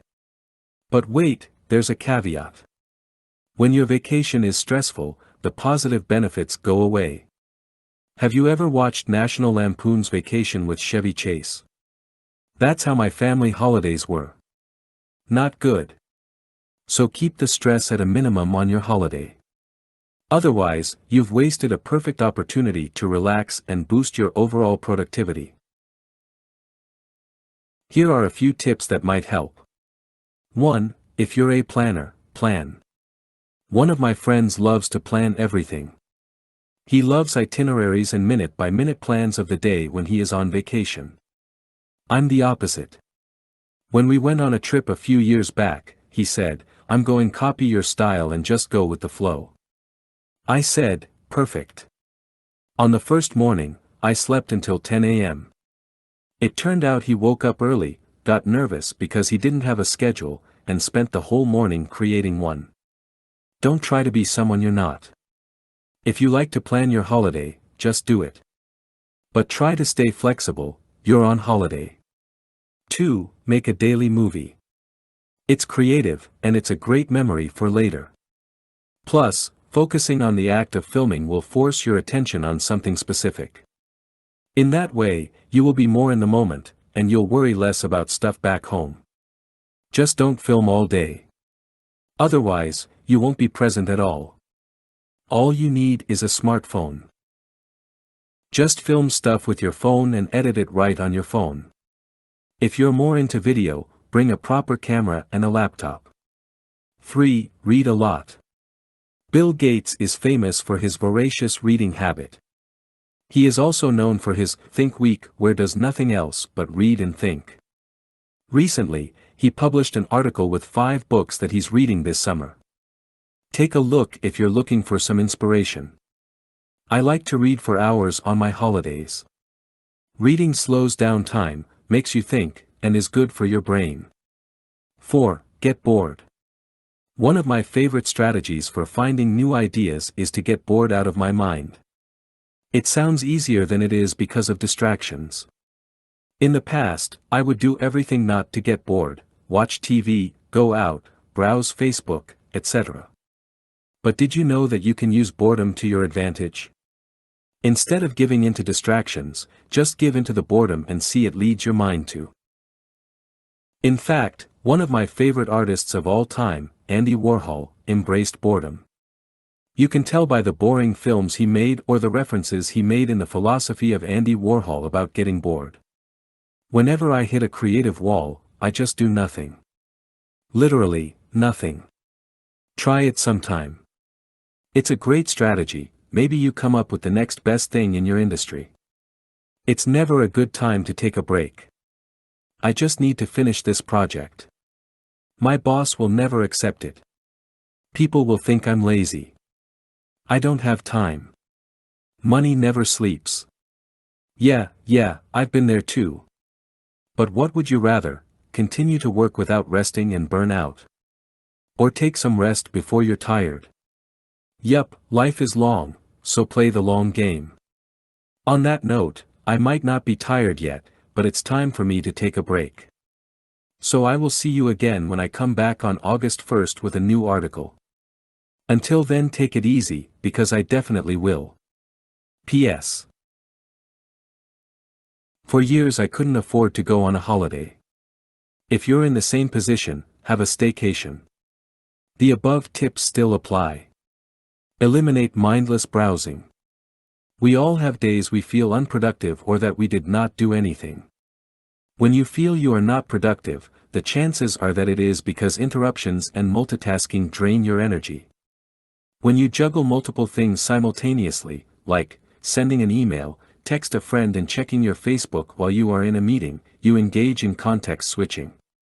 In a research done by Gloria Mark of the University of California, Irvine, it showed that it takes an average of 25 minutes to return to the original task after an interruption. Since we are interrupted more than once, this adds up quickly, and before you know it, you feel like you have done nothing that day. Clifford Nass, a sociologist from Stanford University, has researched the impact of multitasking and found that people who engage in multitasking are suckers for irrelevancy. We engage in multitasking because we are distracted by notifications, which are addictive. We cannot control ourselves, we must look at the notification to see who or what wants our attention. Every time a notification pops up on our screen, we get a rush that releases dopamine. Dopamine is one of the body's happy chemicals, it controls the pleasure systems of the brain and makes you feel joy. This joyous feeling is addictive and makes us seek out behaviors that stimulate dopamine. You can think about food, sex, drugs, and the notifications you receive on your screen. While dopamine may cause a rush, it also exhausts us. That is why you still feel tired at the end of the day while you have not been productive. This is a harmful process, and we need to stop this pattern. The fix: eliminate browsing. Being productive can be as simple as taking control over your day. What harms your productivity the most is browsing. It absolutely kills it. We've all experienced a distortion in time when we are browsing. What?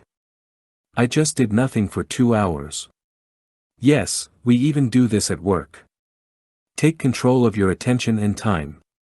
The point is, do something that's worth your time. Be conscious about your time. And spend so it improves the quality of your life. 20 things that will make you more productive than ever. The last 3 years have been huge for me. I've got more things done than ever, moved countries, bought an apartment in a small office building, spent loads of time with my family and friends, kept a healthy lifestyle, and exercised at least 4 times a week. Many variables determine your overall productivity. Tools, apps, or hacks don't work if you lack the right mindset, because productivity is a way of living. It's about achieving maximum output, getting shit done, and not wasting time. I think that output and happiness go hand in hand.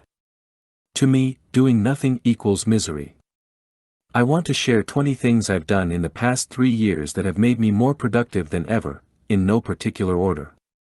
1. Always cut to the chase. With everything in life, there's a bunch of crap, and there's stuff that matters. Chit-chat, small talk, delaying, waiting around, not speaking up, is all useless. If you want to get shit done, you have to jump straight into the action. 2. Record all your thoughts and ideas. Similar to computers, we have a random access memory, RAM. Your human RAM stores relevant short-term information. But your RAM capacity is limited. When it's full, older information that you have stored will be deleted to make room for new information. You want to write down your thoughts to unload your RAM, which gives you more brain power. Even if you never take a look at that note again, it's still worth it. 3. Say no. When it comes to work, I say no to everything that doesn't support my goals and values. We live in an abundant world, there are always enough opportunities. In my personal life, I say no to everything that doesn't thrill me. When I think meh about something, I always say no. That eliminates wasting time on shit that I'm not excited about. 4. Take a 5-minute break every 30 to 45 minutes. You can stretch your back, walk around, drink some water. But more importantly, you take your nose out of your work. When you come back to your desk, you might have new ideas. Or, you might think, what am I doing? And stop it before you waste all your time. 5. Eliminate everything that distracts you. Willpower is overrated. If something distracts you, eliminate it. One of my friends has a news addiction. I suggested to get rid of his TV, delete his news apps, and block the news sites on his laptop. 2 weeks later he told me that he's finally starting a business. Don't think you're immune to your distractions. Remove them. 6. Keep away clutter. A cluttered life means a cluttered brain. And with a cluttered brain, you can't get stuff done. I prefer a simple work and living environment. A desk, a laptop, and a notebook. Keep it simple. You don't need any fluff. 7. Focus on one thing some days. If you have recurring tasks, try to do as much of the same thing on one day. I write 2 to 3 blog posts on one day, the other days of the week I use for my other projects and businesses. On my writing days, I turn off my phone and just write. Nothing else gets in the way. 8. Stop consuming so much information. You don't need to read 5,000 articles on productivity. If you find useful information, try it. Don't search for more. More is not always better. You can only process so much of it. Stop consuming, start creating.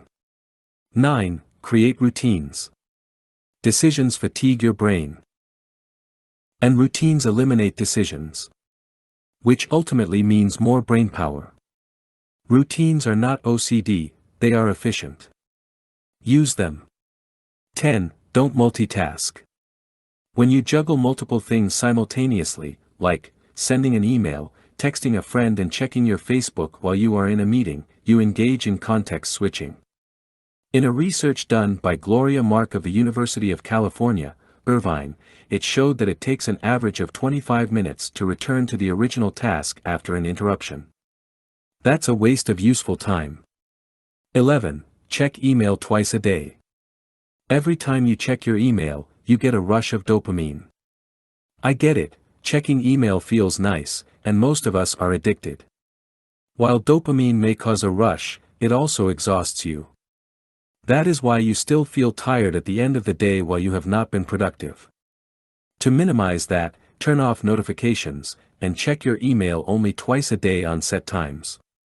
12. No smartphone during the first hour of your day. A smartphone's primary function is to interrupt you. But don't let other people or apps interrupt you during the first hour of your day.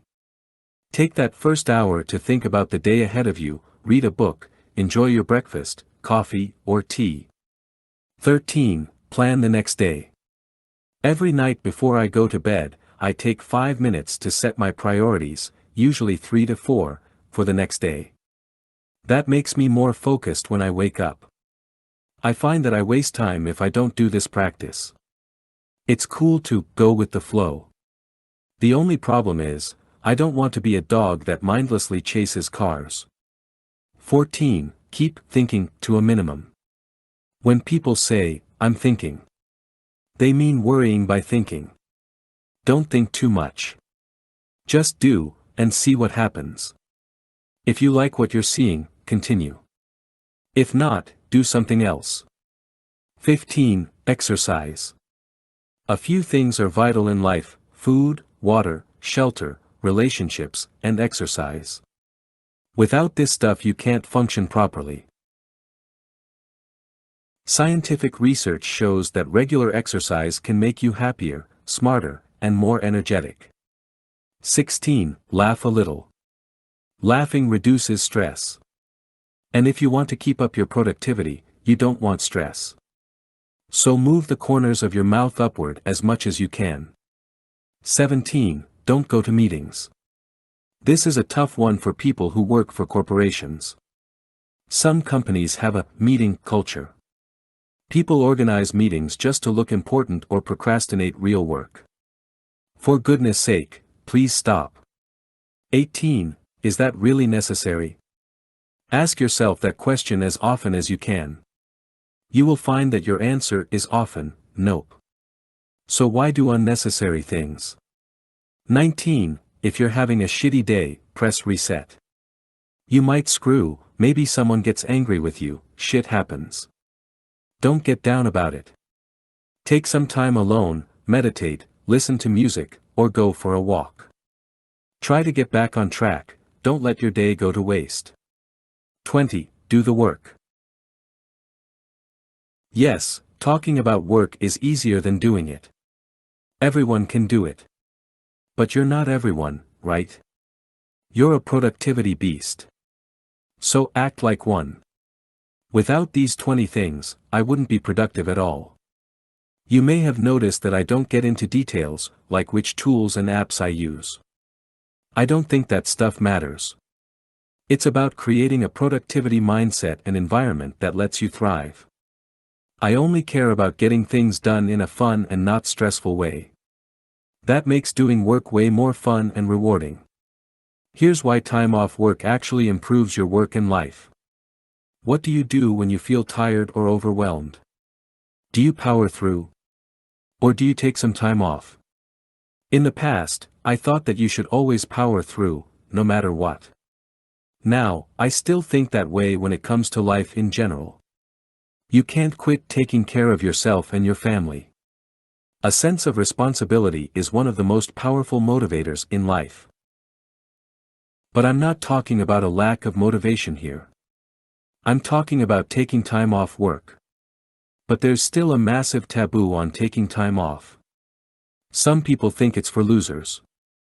Others think it's about escaping your work. After all, if you love your work and life, why do you even need a break? Good point, smart ass. Here's why time off actually improves your work and life. Leonard Mlodinow, a physicist, who also co-authored 2 books with Stephen Hawking, recently shared scientific research in his book Elastic about taking time off. He demonstrates that taking time off work improves our well-being. Though some may consider doing nothing unproductive, a lack of downtime is bad for our well-being, because idle time allows our default network to make sense of what we've recently experienced or learned. People who never take time off to do nothing are short-term focused. I want to reach my goals now. But as always, short-term thinking harms your long-term development and growth. What happens when you power through work and burn yourself out? In most instances, your results suffer, and you become less productive. In some cases, you even become depressed, which will set you back even longer. Prevent rather than cure. It's one of the biggest cliches in the book. But how often do we really prevent things? Instead, we put our head down and deal with it later. Bad strategy. Instead, it's much better to prevent burnout or a decrease in your overall work performance. Dale Carnegie, a self-help pioneer, and author of How to Stop Worrying and Start Living, said it best: so, to prevent fatigue and worry, the first rule is, rest often. Rest before you get tired. So take time off work strategically throughout the year. That's what I just did too, and I experienced 5 benefits as a consequence. 1. You can check whether you did the right things at work. I know 2 modes. 1. Execution. 2. Thinking. When you are in execution mode, you can work for hours, days, or months in a row. In fact, I know people who've been in execution mode for years. They never took time off to reflect or think about their work. Result? A midlife crisis. Or, young folks who experience a quarter-life crisis. That's what you get when you put your head down and execute without thinking. You might get results. But are those results what you want? When you take time off work, you have more inner conversations. But when you execute, you don't. That's one of the most important benefits of doing nothing. Sure, you might fall behind on work. But who cares? Would you rather go through your career with tunnel vision? I need at least 10 days off to reflect seriously. For the first 5 days, I'm still somewhere between execution and thinking mode. It's hard to switch to thinking and doing nothing if you're used to doing work. But I always learn new things about myself after a more extended break. I tend to read a lot. Over the past 2 weeks, I've read 5 books. But I didn't write at all. Also, I journaled very little. Just some reading, watching movies, documentaries, hanging out with friends, talking, daydreaming. That kind of stuff. Neither does it cost much. But the return is enormous. Now, I feel better, have more energy, and I'm excited to get back to work. That's also the next lesson I learned. 2. You get to process your ideas. Your brain does a lot of things you're not aware of. One thing that happens unconsciously is the processing of ideas by our brain. We've all had ideas that never materialized, right? How many people have you met who claim to have had the idea for Facebook, Instagram, or any other type of new thing? I once met a guy who claimed to have come up with the idea of making e-bikes. Did he do something with it? No. He now buys garbage on Alibaba and sells it to businesses, door to door. We all have ideas. Not only business ideas. I want to redecorate the house. I want to drive from NYC to LA. I want to write a book. All those ideas are great. But what are you going to do with them? I'm not even talking about execution. All ideas require processing. Are the ideas any good? Do I really want to do those things? Again, that's a thinking process. When you go from idea to execution, without processing, you often waste your time in hindsight. Of course, you can never entirely prevent that. But by taking the time to process your ideas, you can prevent your future self a lot of pain, worry, and even money.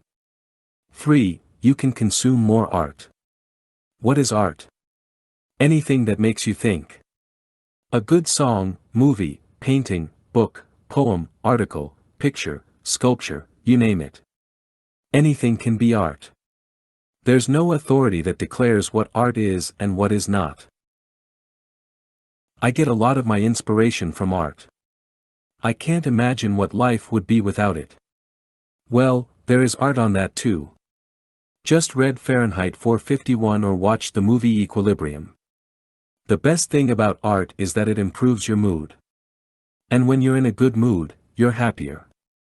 Just don't consume useless junk. Start with the classics. Listen to Bob Dylan, Marvin Gaye, Whitney Houston. Watch movies by Alfred Hitchcock, Francis Ford Coppola. Read Ernest Hemingway, Harper Lee, Ralph Ellison. Go to the British Museum. Study Andy Warhol. Like millions of other people, you'll be inspired by their work. And that will enrich your life. 4. You can focus on other important things that are not work-related. Can you tell me more about yourself? What do you think of when I ask you that question? Most of us start by saying something like, I'm an accountant at Company X. Modern-day life almost forces you to identify yourself with work. But you are not your job.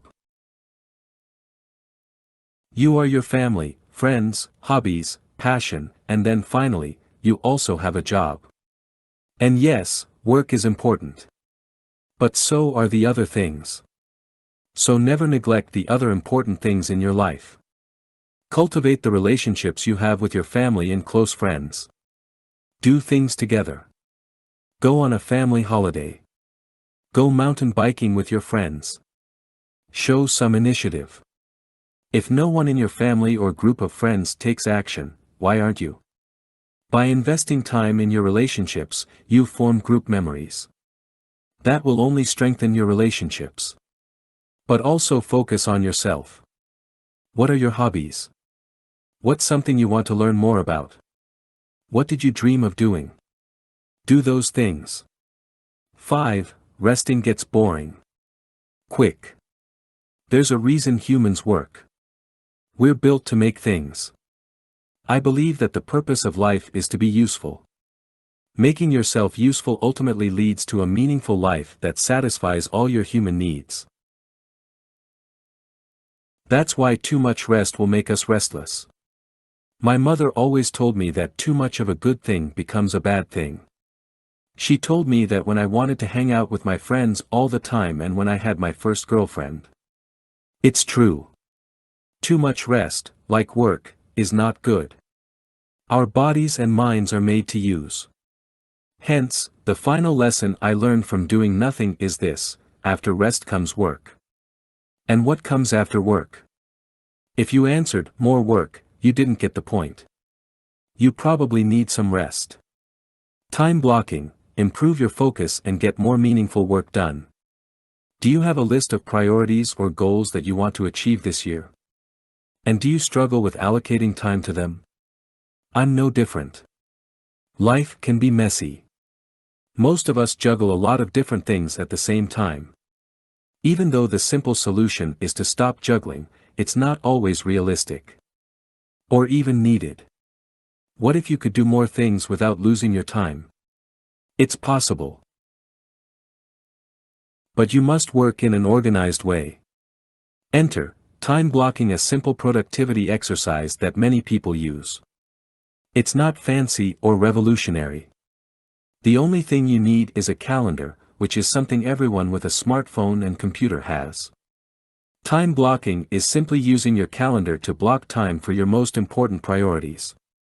During that time, you only work on that one thing. And you let your calendar lead the way. That way, you don't have to think, what should I do next? But time blocking is more than just a productivity tool. It's about self-awareness. The road to high productivity starts with awareness. For instance, one of my priorities this year is to write a book on pragmatic thinking. However, there's a problem: I haven't been writing. How did I come to this conclusion? I simply looked at my list of priorities for 2017, and I looked at my calendar. I hadn't scheduled any time for writing in a while. Now, you might think, do you really have to look at your calendar to realize that? Yes, I do. I'm not some kind of supercomputer that remembers everything. I'm a regular human being. I think of something to do, start working on it, life gets in the way, and then I forget about it. It happens to all of us. We need self-awareness and tools that keep us in check. And that's why I like time blocking. Some people love time blocking. Some people hate it. Computer science professor and author of Deep Work, Cal Newport, also uses time blocking. He says, "I take time blocking seriously, dedicating 10 to 20 minutes every evening to building my schedule for the next day. During this planning process I consult my task lists and calendars, as well as my weekly and quarterly planning notes. My goal is to make sure progress is being made on the right things at the right pace for the relevant deadlines." The last sentence is exactly why I schedule everything I want to do. Working is not the same thing as making progress. And time blocking helps me to improve my focus so I can get meaningful things done. Things that have an actual impact on my life. I know there are a lot of successful people who work with empty calendars. I've read the articles.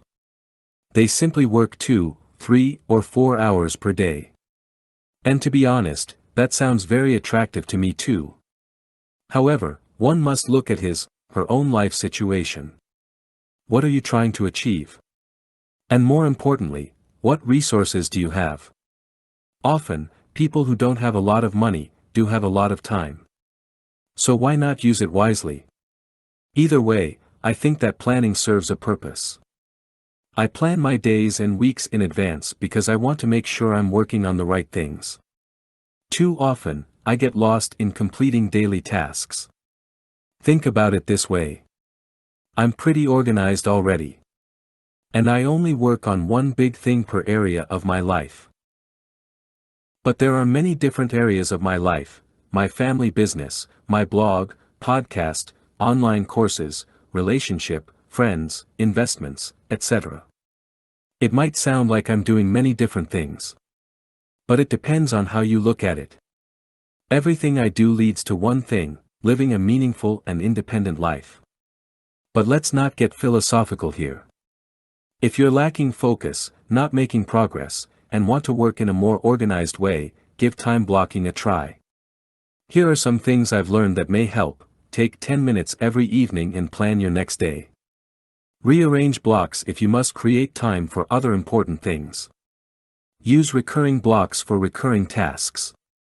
For instance, I've scheduled 2 hours to write my new book every Tuesday and Thursday. Don't overschedule. Realistically, you can't be productive 10 hours straight. Give yourself some time between tasks. And always schedule more time than you think you need. Wow, that sounds like too much planning to me. No problem. Plan less. There's always a counter-movement for everything. People who do the exact opposite and advocate an anti-productivity lifestyle. You know, folks who claim they have empty calendars don't care about anything in life. People who pretend they are always enjoying themselves. They like to go with the flow and daydream. You know what that reminds me of? Those kids in school who always said, "Ah dude, I didn't have time to study for this class," but always ended up getting straight A's. People just want to make you believe they don't work hard. It's a facade. And when they do well in life, it seems like it came easy. As far as I know, achieving meaningful things is hard. I don't think there's anything cool about pretending it's easy. Nor do I believe that it's cool to work yourself to death. I often think of this question: are you an amateur or a pro? It's Stephen Pressfield's famous analogy, from his book The War of Art, for getting work done. The amateur only works when inspiration strikes. The pro sits down every day and puts in steady work. The key is steady. Not irregular or extreme. I stopped working out daily. Here's what happened. For the past 3 years, I've been setting a yearly focus for my life. In 2014, I wanted to work abroad and travel as much as I could.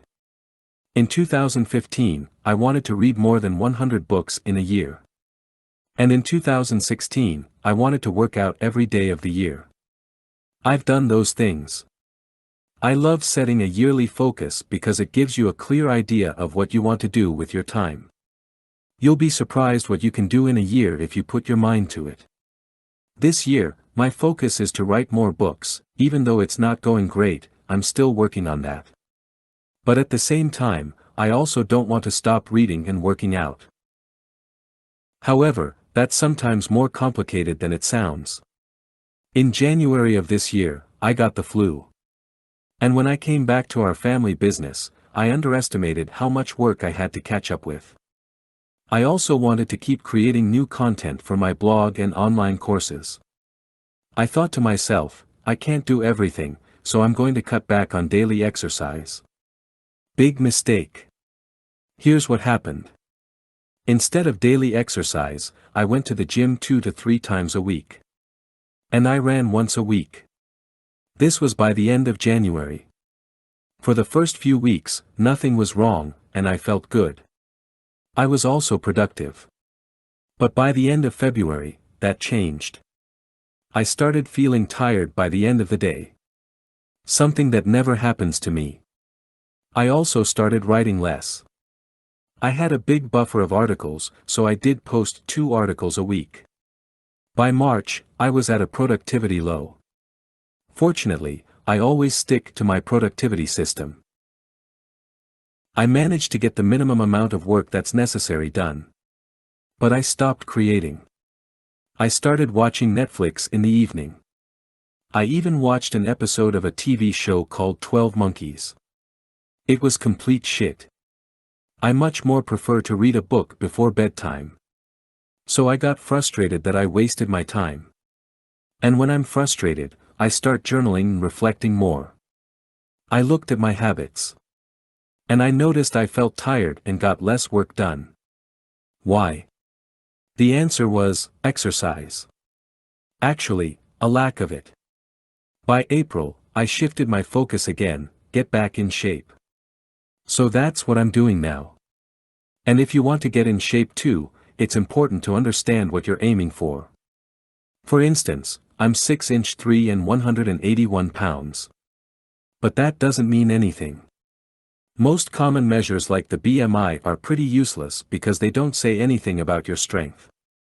To be honest, I don't care about measures or even my exact fat percentage.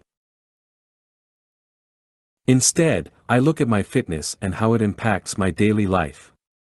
When I'm in good shape, I can run 10K without stopping for rest. Deadlift, squat, and bench press my body weight at least 8 times. And do at least 12 pull-ups. What's that based on? My body and experience. In fitness, there's no general rule. You must find your own goal. To me, a person should be able to at least lift or push the same amount as their body weight. That helps you to function properly in daily life. When you're in good shape, you'll have more energy and focus. Want to find your fitness goal? Read books about fitness and health, watch YouTube videos, talk to experts, and then create a program that's for you, not a 21-year-old bodybuilder. Also, you don't have to lift weights. Find something you enjoy and challenges you physically at the same time. The cold reality is that if you don't use your strength and stamina, you lose it. But that doesn't mean you should neglect it. The same analogy that Zig Ziglar once used to stress the importance of motivation applies here. People often say that motivation doesn't last. Well, neither does bathing, that's why we recommend it daily. So if you're not working out every day, you're not doing yourself a favor. The quality of life decreases when you stop working out. And stop looking for silver bullets to feel better. I know, it's not advice most of us like to hear. Exercising is hard. But that's the whole point. The easiest solution for a good life is right at your disposal, your body. Are you neglecting it or strengthening it? If you want to be more productive, research shows you need a break. Do you spend the majority of your day at your desk? And do you find it difficult to concentrate throughout the day? There's a simple solution to improve your productivity and focus. How can I get more stuff done without being distracted? That's a question I often get. It's human nature, we always want to improve output. For machines, it's straightforward, you improve speed. Machines get faster and better every day. But what about your personal productivity? I've read dozens of books on productivity. I've read countless articles on time management. And I've tested different methods to boost my productivity. The idea is simple: I want to get more done in the same amount of time. I'm not looking for shortcuts or hacks, so I have to do less work. I don't mind working. What I don't like is the feeling of wasting time on stuff that is meaningless. Sometimes I start by watching one YouTube video, and boom, 2 hours have gone by. And then I get frustrated with YouTube. But that doesn't make sense. It's like getting angry with alcohol after you've spent a night boozing. It's not the alcohol, it's you. You just couldn't have one drink, or watch just one video. Couldn't you? I've found a way to eliminate that frustration with the distractions of work, not boozing, which makes it a lot more fun to work and less stressful. The solution is simple: take a 5-minute break after every 30 minutes of work. It's also called the Pomodoro technique. The reason this method works is also simple: evolutionary biology. The human brain can't focus on a single task for long periods. Our brains are meant to ensure our survival. To protect us from looming threats, the brain is in a constant state of alertness. So focusing on one thing for a long time is hard for your brain. Research by Alejandro Leras, from the University of Illinois, showed that deactivating and reactivating work allows us to stay focused. When you are completing long tasks, such as studying for exams, making presentations or writing reports, it's best to take short and planned breaks. Taking breaks will also increase the quality of your work. When you take a break, you force yourself to take a few seconds to reevaluate. Sometimes you find that you have to adjust your work to increase the quality. In contrast, when you work on a task, without a break, it's easy to lose focus and get lost in the work. That's why the 5-minute breaks are equally important as the 30 minutes of work. Take your breaks seriously, see them as a reward. Use your break to walk a bit, do some stretches, grab a cup of coffee, or do something that relaxes you. Feel pleased with the work you have done. I've been working in 30-minute intervals for over a year. I've never got so much work done. I also find it more fun and less stressful to work. I've experimented with different time intervals, 25, 30, and 40 minutes, breaks, and 45 minutes is pretty much the maximum. Some research shows that it's counterproductive to focus for longer periods of time. So you can experiment with how long you prefer to work before you take a break. If you want to try this method, here are a few other things that can help. Use an app to set the 30-minute interval. I use Mighty. Assign just one task to every 30-minute interval. Don't skip your breaks. Don't check your email during your break. Take a 15-minute break after 4 intervals. Don't accept interruptions or false emergencies when you're in a 30-minute stretch. Set a daily goal. For example, doing 10x 30-minute intervals results in 300 minutes of productive work. With all the noise, it's easy to forget the importance of taking breaks. You don't need to read another article about productivity. Instead, take a break. Sometimes we get lost in the lists and productivity hacks. The truth is that no matter what you do to improve your productivity, you still have to do the work. So you might as well get those 5-minute breaks to recharge. Part 3. Achieving more. A man who chases 2 rabbits catches neither. Chinese proverb. Don't know what you want? Improve these 7 universal skills. What does success look like? What do you want from life? What career do you want? Most of us answer, I don't know. And you know what? There's nothing wrong with that. And yet, we think it's the worst thing in the world if you don't know what you want to do in life. We say, OMG. I don't know what I want. And then we have a full-on panic attack. Be honest, it happens to all of us. Especially when you see that your old college friend just got married. Or that your coworker, who started at the same time as you, just got promoted.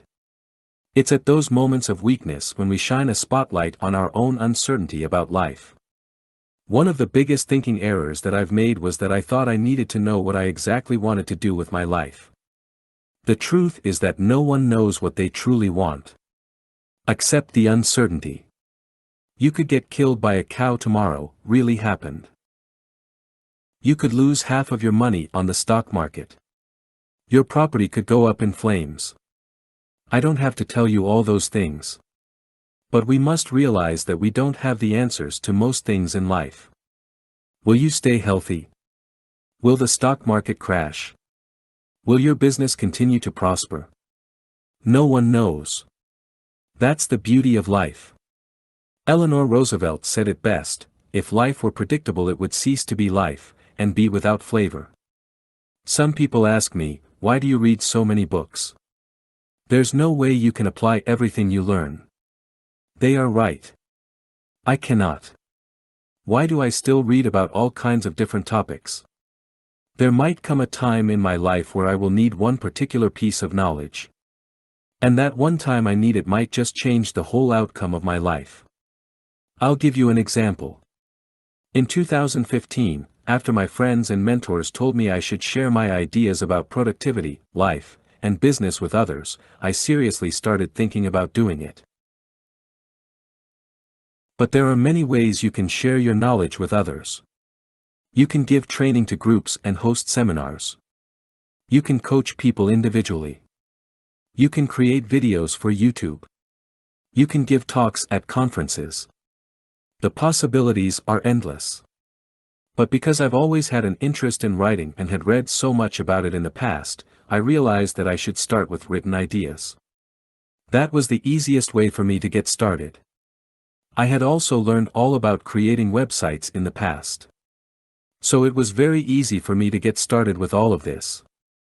In fact, I created a website in a day. And I started writing every day for a month. The result? A book and a bunch of articles. Know your direction. Not your destination. When I read about writing and building websites years ago, I didn't know I would use that knowledge to build my own blog. To be honest, I didn't know what I wanted. I only knew what direction I wanted to go in. I knew I wanted to make a contribution and do work that I enjoyed. So it's not important to know exactly what you want to do with your life. People change. Economies change. So, it's not even realistic to boldly claim, I know what I want. The only thing every person needs is a sense of direction. A vision of where you'd like to go. Look, you don't need to know your exact destination. You often read about people who say they always knew what they wanted. But that's just a small portion of the population. I've personally never met someone like that. Most of us don't have that conviction from day one. It grows over time. If you can't decide what direction you want to go in life, that's automatically your number one goal in life, to figure out where you want to go. That's what J. Abraham also recommends in Getting Everything You Can Out of All You've Got, which is one of my favorite business books of all time. Your first priority is to identify what you want and then make sure you take the path that's going to give you that. There's nothing sadder than to see someone get to be 75 or 80 years old and look back regrettably because they pursued the wrong target. You see that he doesn't say you should know exactly what you want. That would not be realistic. Instead, we need to know where we're roughly going. I know, it remains intangible. But that's the only helpful answer that I've found in life. Work on universal skills. While you're figuring everything out, don't waste your time watching hours of TV, drinking booze, or eating junk food. Spend your time usefully. Learn skills you can always rely on. Need some inspiration? Here are a few skills that I'm constantly working on. 1. Self-discipline. Get better at ignoring the negative voice in your head. Get out of your bed. Go to the gym. Don't listen to, I don't want to. 2. Personal effectiveness. Learn how to maximize the results you can get during the 16 to 18 hours you're awake. Get more done, effectively. 3. Communication. We think we're all master communicators. But the truth is that we suck. Communication is both art and science. And our ability to work with others depends on it. 4. Negotiation. You negotiate all the time. With your spouse, kids, parents, teachers, friends, co-workers, managers, etc. Learn to get the best deal for all parties. 5. Persuasion. Learn how to get what you want in an ethical way. 6. Physical strength and stamina. Getting stronger is a skill. Pull your own weight. It's something every human should be able to do. 7. Flexibility. Sitting all day long behind your computer or in your car turns you into a stiff being. Learn how to stretch your hips, lower back, hamstrings, and calves, the most common weak points of desk workers. That's enough to keep you busy for a lifetime if you want to do it well. Pick a skill that excites you. Get better at it. Then, pick another. And keep on repeating that process. Soon enough, you'll know what you want. And if you don't, it's not the end of the world. There's still plenty to learn. Leave the office on time and don't take your work home. These 2 lessons are true for every person who wants a long, happy, and satisfying career. But it's very hard to put that advice into practice. It took me the first 6 years of my career to figure that out. And I still have to remind myself that life is bigger than work. Almost everywhere that I've worked in the past, there was a perception is reality culture. That means looks are more important than reality. In other words, the person who's in the office the longest appears to be the hardest worker. Now, that may be true. But that's not what matters. We all know that the only thing that counts is results. However, we collectively insist on looking at vanity factors like participation in meetings, hours spent at the office, and how fast people respond to emails. It's pathetic. At our family business, we encourage everyone to leave when they are done for the day. We've learned that focusing on priorities is a much better metric than only looking at the hours someone works. And still, people find it uncomfortable to say, "I've finished my top priorities, I'm going home." I get it. When you work in a group, you don't want to make others feel bad or that things are unfair. But think about why you're working in the first place. You're there to contribute. To your own company, or the company you work for. Working too long is unproductive. Now, I'm sure people love to be in your presence for 10 hours a day, but that doesn't mean you have to stick around so long that you become unproductive. Because that's one of the main reasons we've stopped working standard 9 or 10-hour days. It's useless. There's a large body of research that proves working long hours is counterproductive. Working too much and the stress that goes along with it can lead to depression, sleep problems, impaired memory, and even heart disease. You get the idea. That's why my first rule of work is this: leave on time. The other day I was talking to my mentor about how great it is to love your job. He said, "I've never had a job in my life that I didn't love. It's one of the most gratifying things in life. But like my mother always says, too much of a good thing becomes bad." I believe that's the same with work. Now, I'm not talking about intensity. Don't get me wrong, I work my ass off. Always have done. But just don't go on for too long. The art of working hard is knowing when to quit. But like my mentor told me, that's very hard. My biggest problem was that I worked too much. I left the house at 7 a.m. and came back at 11 p.m. That's too much. You must protect yourself against too much work. And it's straightforward. Just leave the office on time. Whether you love your job or not, it doesn't matter. When it's time to go home, go.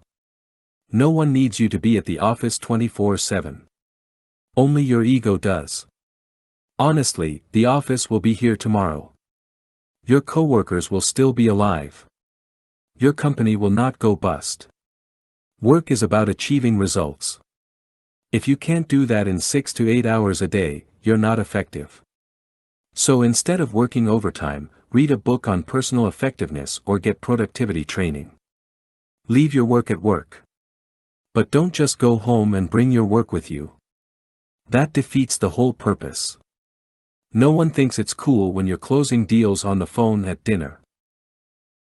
You're also not doing yourself a service by continually thinking about work when you're at home. Relax a bit. Play some Call of Duty. Cook dinner for your spouse. Take the kids for a walk. Whatever. Look, living a happy life is very simple. It's all within our control. We can decide what makes us happy. I have printed this Marcus Aurelius quote on my journal to remind me of that. Very little is needed to make a happy life, it is all within yourself, in your way of thinking. We all know that money, success, fame, or recognition, by themselves, don't make us happy. And yet, we work too much to obtain those things that don't even make us happy in the first place. So why do we keep working too much that it hurts us? It could be our ego. Maybe we just can't help ourselves. It's different for every person. Personally, I don't care about the reason. All I know is that too much work has a negative impact on the quality of your life and work. What matters is that we protect ourselves from our own stupidity. We're just like kids. We need rules to live happily and safely. That's why the first rule of work is that we leave the office on time. The second rule is that we don't take our work home. And the third rule? Let's not worry about that for now. We'll get to that another time. It's time for me to go home. Consistency is key, improve by 0.1% every day. Do you ever worry about things you don't control? If you do, join the club. It happens to all of us. But worrying is a waste of time and energy. Imagine the following situation: you make a mistake at work that upsets a client. Maybe you send someone a wrong email. Maybe you forget to solve a problem. It doesn't matter what it is. Imagine that something goes seriously wrong at work. What do you do when you find out? Do you stress out? Feel uncomfortable? Blame yourself? Blame others? Think it's the end of your career? When things go wrong, we become our own worst enemy because we focus on things we don't control. It's one thing to read about these things. It's another thing to actually put it in practice. Because when shit hits the fan, it's natural to panic. Instead of thinking, take a step back, and focus on what lies within your control. What do you control? Essentially, we only control our own actions and mindset. We determine our desire, attitude, judgments, determination, that's about it. Anything else, we have no control over. So it makes no sense to worry about things that are not on that list. That's a Stoic philosophy exercise. Something that exists for centuries. And the best thing is that you can immediately apply this to your life. Next time you catch yourself worrying about a situation, focus on the things you control. What counts is that we do the right thing because that is all we can do. We don't control outcomes. Do you see? 1. Made a mistake. Correct it. 2. Something goes wrong. Find a solution. Also, never be surprised when bad things happen. But rather expect them to happen. In that way, you will never be caught off guard. Similarly, when you're struck with bad luck, don't complain and say stuff like, "Why me?" Instead, accept it, and then focus your energy on finding a solution. Always keep a positive mindset. Why this exercise improves productivity? I'm often asked, what does philosophy have to do with productivity? Well, if you want to be productive, the most important thing is consistency. Productivity is not about eureka moments, your big break, pulling off all-nighters, or drinking Red Bull all day. If you want to achieve things in your life, it's about aiming for daily progress. You want to exercise, read, work, learn, study, every single day. Inconsistency is the enemy of results. And that's why I practice Stoic and pragmatism philosophy to improve my mental toughness. It's also a big part of my personal productivity system, Procrastinate Zero. I don't want ups and downs because that hurts productivity. Instead, I want to progress 0.1% every day of the year. And that's a very realistic goal. Try it and maybe it will change your life too. Who says you have to get out of your comfort zone? I love my comfort zone. To me, that's where the real magic happens. In my comfort zone, I have my family, friends, work, music, books, movies, bike, gym, park, you name it. Everything I love. And from that place of safety, I'm more open to trying new things and take risks. I've never believed the idea of that stupid little drawing. You know what I'm talking about, right? Your comfort zone. A little circle. Where the magic happens. A big circle that stands for the promise of success. As if magic only happens when you step outside your comfort zone, that's ridiculous. And while we're at it, why pretend as if your comfort zone is bad? It's this pathetic little circle displayed against the bigger, magical, circle. Sure, I'm all about pushing yourself, trying new things, moving forward, growing, etc. But in contrast to many popular self-help people, I don't believe the comfort zone is a bad thing. Call me a pessimist. Call me stoic. But more than anything, I'm merely a practical person. And practically speaking, you don't even want to make a huge leap outside your comfort zone. In fact, I believe in the slow road to magic. Where's the magic people talk about? I've found that I do my best work when I don't worry about money, finding new friends, getting familiar with a new environment, and anything else that is related to always moving around. But don't get me wrong. I'm not saying I prefer to stay put. Stagnation is a death sentence for me. I believe that there are different phases of life. Sometimes, you take it easy, work on your skills, your character, you invest in yourself. And sometimes, you just go out there and take a chance. Life's too short to be a wimp. But those two things are interconnected. If you don't work on yourself, and if you lack self-confidence, you will never take a risk. For years I wanted to do what I'm doing now. But instead of jumping out of my comfort zone, which was scary, I slowly took on new and bigger challenges. First, I got 2 degrees in business. Then, I started a business together with my father. That was in 2010. And after 2 years of working on that business for 6 or 7 days a week, I started doing freelance marketing work.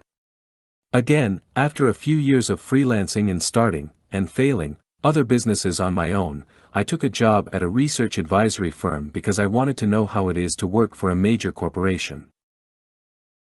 And after doing that for a year and a half, I finally decided to write and talk about productivity, career, and entrepreneurship on the internet. By then, I'd been doing the things I write about for more than 10 years. And yet, I don't have all the answers, I just share the stuff I've learned. So it would be ridiculous if I would join people who scream, if you want to be successful, all you have to do is step outside your comfort zone.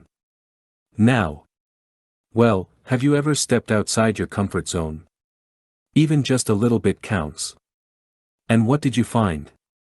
A leprechaun with a bag of money? Not going to happen. That comfort zone shit is just a story. It might motivate some people, but you don't have to believe it if you don't want to. It's just like when people claim you have to wake up early if you want to be successful. Says who? I believe this: if you step outside your comfort zone, there's only more work waiting for you. It's not fancy at all. There's no magic involved. Just blood, sweat, and tears. Work your way up from a place of comfort. I think that most people who read these type of articles want to achieve something. Maybe you want to quit your job, start a business, grow your business, become an artist, publish a book, whatever. And you probably also know that it's not easy. So why do you make things even harder for yourself by doing shit that makes you very uncomfortable? Instead, start from the very bottom. Build a strong foundation. Get comfortable before you do scary stuff. How does that foundation look like? If you want to live stress-free, you need enough money in your savings account, so you can live and eat for 6 months in case things go south. See it as a fail-safe system. Again, that's my practical mind speaking for me. Make some calculations and figure what that number is for you. And don't even think about taking a risk before you have that money on your savings account. Also, build a skill set that's worth something. One of the reasons I don't care about money is because I trust my ability to find work. Even when I go broke tomorrow, I'll find a way to get work the next day. I've invested years and hundreds of thousands of dollars in my education. The question is, what's your skill? How can you add value to the world? What problems can you solve? Other things that complete your foundation. 1. Family. If you don't have a family, create one. 2. Friends. You can't be friends with everyone. Stick to a few people who also stick to you. 3. Yourself. Consciously improve your body and mind. Go to bed a little stronger and wiser every night. Lastly, don't try to be something you're not. If you're an introvert, don't pretend that you can work in a boiler room. If you're an extrovert, don't pretend you can work in solitude. Stay close to yourself. There's no point in pushing yourself so badly that your life becomes miserable. In the end, we all need comfort. It's one of our basic needs as human beings. But we also need growth. So whatever you do, don't stay in your comfort zone for too long. Try to keep moving forward every day, even if it's just a tiny step. No magic. Just effort. If you can believe it, you can achieve it. I know what you're thinking.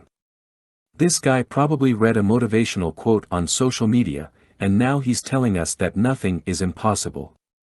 Yeah, right. I think the world has no shortage of motivational articles, books, videos, or Facebook posts.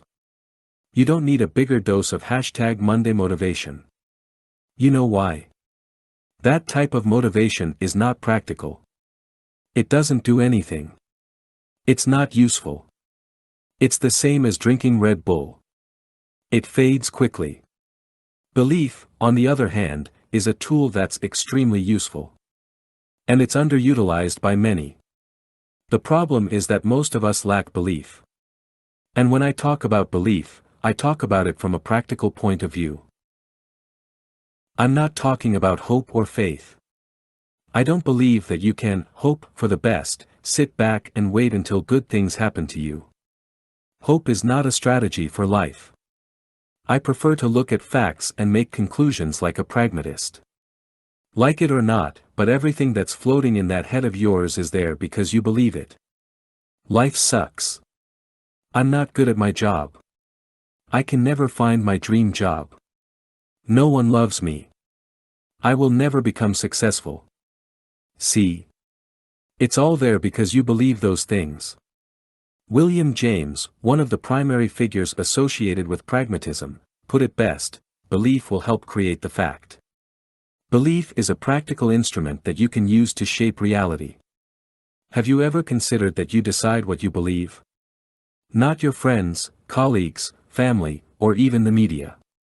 You observe things, and then decide what you believe. That's why belief creates facts. No, life is not an R. Kelly song. You can't fly, no matter how hard you believe it. A pragmatist always keeps it real. You will never become a respectable leader without putting in the work. Your life will never change unless you take action. But that's not the point. You know this. There's no outcome without action. It comes down to one thing: do you believe that you can, or can't live the life you want? It's as simple as that.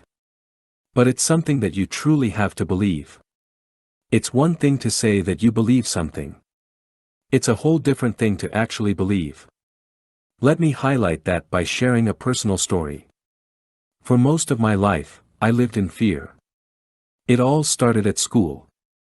People told me, if you don't get good grades, you will not be accepted to a good university, and without a good degree, you will never get a job, and you will become a bum who dies alone. After hearing that, my 17-year-old brain went into a full-fledged panic mode. I started believing that stupid story. Who wants to become a bum and die alone? That's a metaphor for not believing in yourself. Because somehow, that's always the alternative. If you do something that's uncommon, or maybe a little risky, the common argument is that you become homeless. I meet a lot of people who say they've made important life decisions based on fear. Do you hate your job, but are you afraid to look for something else because you might lose your house? Do you want to leave your spouse, but are you afraid you'll die alone? Do you study yourself to death because you're afraid of what your parents will say when you quit? Do you never expose your work to the world because you're afraid people will throw rocks at you because you suck? Will that really happen? Or is that just your mind acting up? Probably the latter. I always wanted to become a writer. Back in school, I wrote poems for my girlfriend. It was kind of pathetic, but hey, she enjoyed my weird poems. But all jokes aside, I loved to read and enjoyed putting my thoughts on paper. But no, every adult in my life was trying to scare me to death. You can't make a living as a writer. They were probably right. It's not easy to make a living by writing. So what? Everything that's worth it is hard. I didn't realize that back then. So I gave up my goal. I decided to pick the safe road and pursue a degree in business. I don't regret that decision because I've learned many useful things. But the whole experience turned me into a fearful creature. Because after that whole scarefest in school, I eventually stopped believing in myself. I stopped writing and reading. And that's a pure waste of time that I could have used for practicing my skills. You can achieve anything, as long as you believe in it. What's something you once believed in but stopped believing because of fear? I think we've all been there. If you're not careful, you'll always stay there. For me, it wasn't until 2 or 3 years ago that I figured out belief is an instrument that can help you to achieve your goals. Somehow I started reading about pragmatism, which is a way of thinking. And it completely changed my own way of thinking. I realized that not believing in yourself is useless. So I decided to believe that I could live the life I wanted. Granted, I'm not fully paying the bills by writing yet. I run a business and do consulting. But I do make some money with my blog. And that's pretty good to know for the 17-year-old version of me. Believing in yourself is very simple. You can do it too. Just understand that belief is an instrument. That idea is not new or anything. It's been around for hundreds of years. People just have different names for it. I don't care how you call it. But guess what happened since I've been using belief as an instrument? Most things I believed are facts now. And the other stuff I believe will one day become a fact. How am I so certain? Because my mind can conceive it. And if your mind can conceive it, you can achieve it. That's not a motivational quote. That's a fact. Do you believe it? Don't compete. Create. If you think that you have to compete for better jobs or more market share, you're as wrong as I was. The idea of competition is engraved in our minds. We believe that we have to compete for the same jobs with others. If someone has a job, that means you can't have the same job. And if a company has a certain market share, that means you have to compete with that company to win a piece of their share. At least, that's what conventional advice says. It's also what I learned in business school. My entire education was based on competing with other businesses. And almost every business book that I've read also assumes that business is competition. They couldn't be more wrong. When you assume that you have to compete with other businesses or people for money, jobs, or attention, you're engaged in limited thinking. Instead, we must adopt an abundance mindset. Wallace D. Wattles, one of the first famed personal development authors, said it best: you get rid of the thought of competition. You are to create, not to compete for what is already created. You do not have to take anything away from anyone. The biggest mistake that conventional business thinkers make is that they believe supply is limited. But that's not always the case. But even if it was the case, it's harmful to adopt that mindset. I think that most people, entrepreneurs, and those who are employed, are afraid that someone else beats them to it. Right? We fear that we lose our clients, business, contracts, attention, and that we lose everything we worked so hard for as a result. But that's exactly the problem. Fear begets fear. When you're afraid that you won't be able to grow, what will happen? Exactly, you won't grow. Life is abundant. A quick look at history shows that mankind always kept moving forward. Sure, we've had times of war and economic downfall, but we always recovered and grew. So when you're expecting that the world economy will not grow, you're actually betting against mankind. I don't believe that. Humans always find a way to survive and prosper. That's simply what we do. You must believe that we live in an abundant world.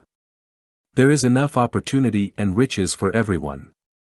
So, never allow yourself to think that you won't make it. What is that good for? If you can't find the right career, create one. You know, life is not easy. And it's also not easy to find a career that truly satisfies you, both mentally and financially. I know that millions of people face that challenge. But I also know that many of these people limit themselves by thinking that they can't create a career.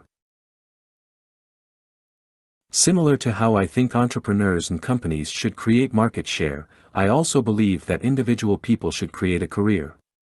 I recently met a chief happiness officer at a non-tech company, which is pretty unusual. I did some research, and it appears that Ronald McDonald was the first who had the CHO title in 2003. After that, tech companies started adopting the title.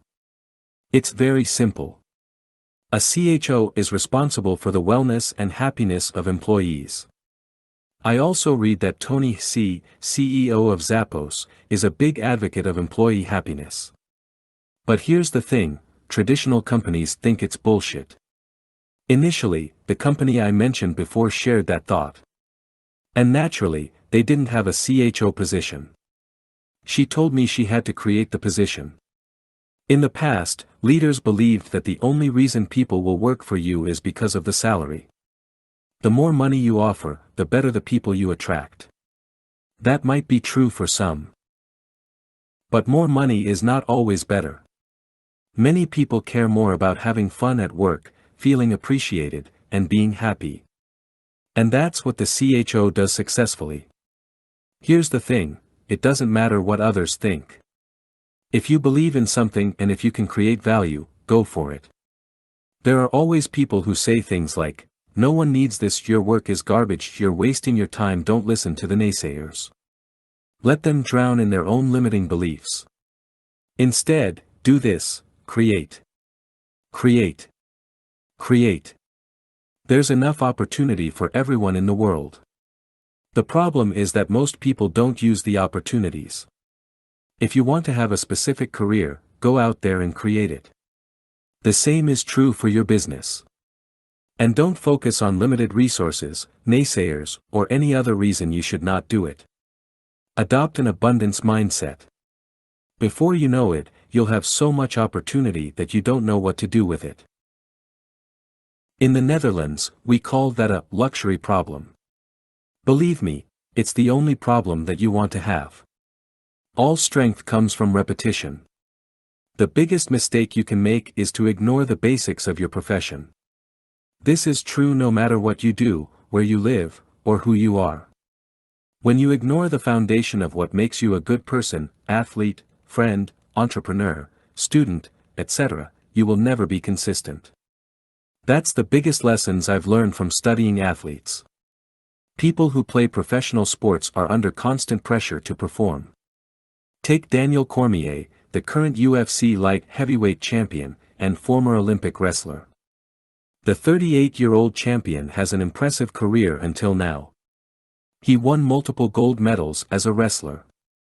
And in MMA, he has won 20 of his 22 fights in total. He's considered as one of the best.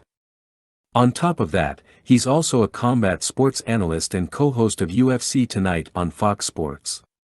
The man is highly active. What is his key to success, according to himself? Focusing on the basics. He says, you don't get to the highest levels of the sport without having the basics in order. That's not only true for sports, it's also true for everything else in life. Writing, speaking, selling, leading, you name it. Without having the basics in order, you'll never achieve your full potential. Repeat the basics. And there's only one way to improve the basics, by repetition. You get stronger by lifting weights, rep after rep. You build stamina by performing anaerobic exercise. We all know that. But how about your mind? How do you become mentally stronger? And why does it even matter? The answer is simple: everything starts with the mind. Stephen Pressfield, the author of The War of Art, said it best: long term, we must begin to build our internal strengths. It isn't just skills like computer technology. It's the old-fashioned basics of self-reliance, self-motivation, self-reinforcement, self-discipline, self-command. But my challenge was always, how do you do that? I know how to get physically stronger. But I never knew how I could get mentally stronger. And whenever people told me, it's all about life experience, I always thought there was a better way. Let's be honest, who wants to wait until they are 70 to get mentally strong? Some things can be done faster, especially if you keep repeating the basics. Because that's when we screw up most of the time. We think we know everything. Stay a beginner. How often do you think to yourself, I already know that? If you're like most of us, quite often. One thing we have to remind ourselves is that the people who think they know everything are the biggest losers in life. I meet people all the time who think they know everything. And I don't even mention people on the internet. A lot of commenters always want to show how smart they are and that this is so obvious. Well, that's not how the greatest people in the world approach things. Muhammad Ali once said that, it's the repetition of affirmations that leads to belief. And once that belief becomes a deep conviction, things begin to happen. When you repeat the basics, you don't only become great, you will stay great. It's a challenge that all high performers face. I repeat the basics of many things in my life: fitness, philosophy, kindness, business, writing. For example, I reread my favorite books on Stoicism every month to exercise my mind. I regularly grab the elements of style by Strunk and White to repeat the basics of simple and effective writing. If I don't repeat these things, I simply forget about my philosophy for life or how to write good articles. That's how our brain works. Without repetition, we forget things easily. I always look at myself as a beginner. That's one of the first, and most important, lessons I learned from my mentor. He's now in his 70s and still considers himself as a student of life. I have the same approach to business. I always go back to the question of, what is the purpose of a business? I can tell you that if you answer, to make money, you need to repeat the basics.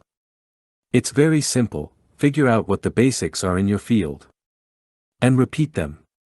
Keep it simple. There's no bigger waste of time than repeating bad, wrong, or negative things. That's the only thing you should be mindful of. Don't take advice from people who haven't successfully done something themselves. Be great. Stay great. Look, you can be very smart, driven, humble, etc., but if you don't stay that way, what's it all worth? How often do you see people become successful only to squander their success? How many one-hit wonders have you seen? Exactly. Only the great ones are here to stay. And if you want to stay here too, you must never underestimate the power of repetition. Never think you've made it or that you're smart enough. Because that mindset is what keeps you great. How I measure my life. You can easily measure a business by looking at the numbers. Turnover, profit, costs, employee churn, etc. But how do you measure your life? There are no universal metrics to assess your life. So it's up to every person to create their own way to measure where they are in life. Some do that by looking at how much they earn compared to their peers. Some look at how far they climb the corporate ladder. Others measure themselves by how they look. I have studied how the most successful thinkers of our time measure their lives. The answer is surprising. You rarely hear that successful people measure their life by the size of their bank account or any other conventional measure. Instead, people who are considered successful in the eye of society often look at these three factors: 1. Energy. 2.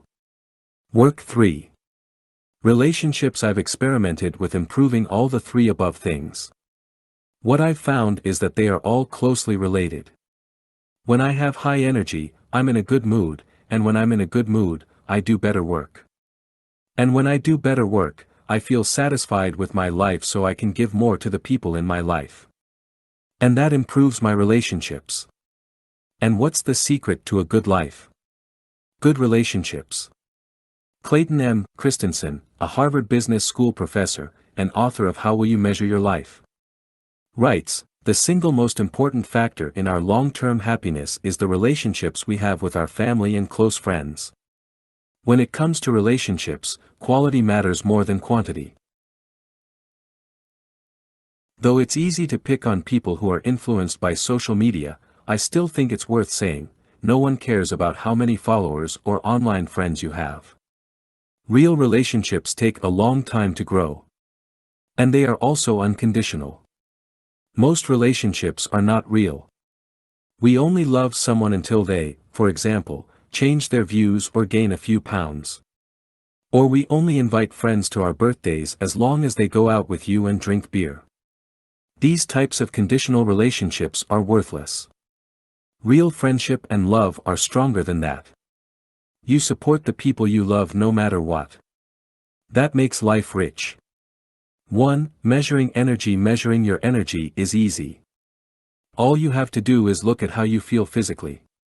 I recently wrote about that specifically. What matters is that you find ways to increase your energy.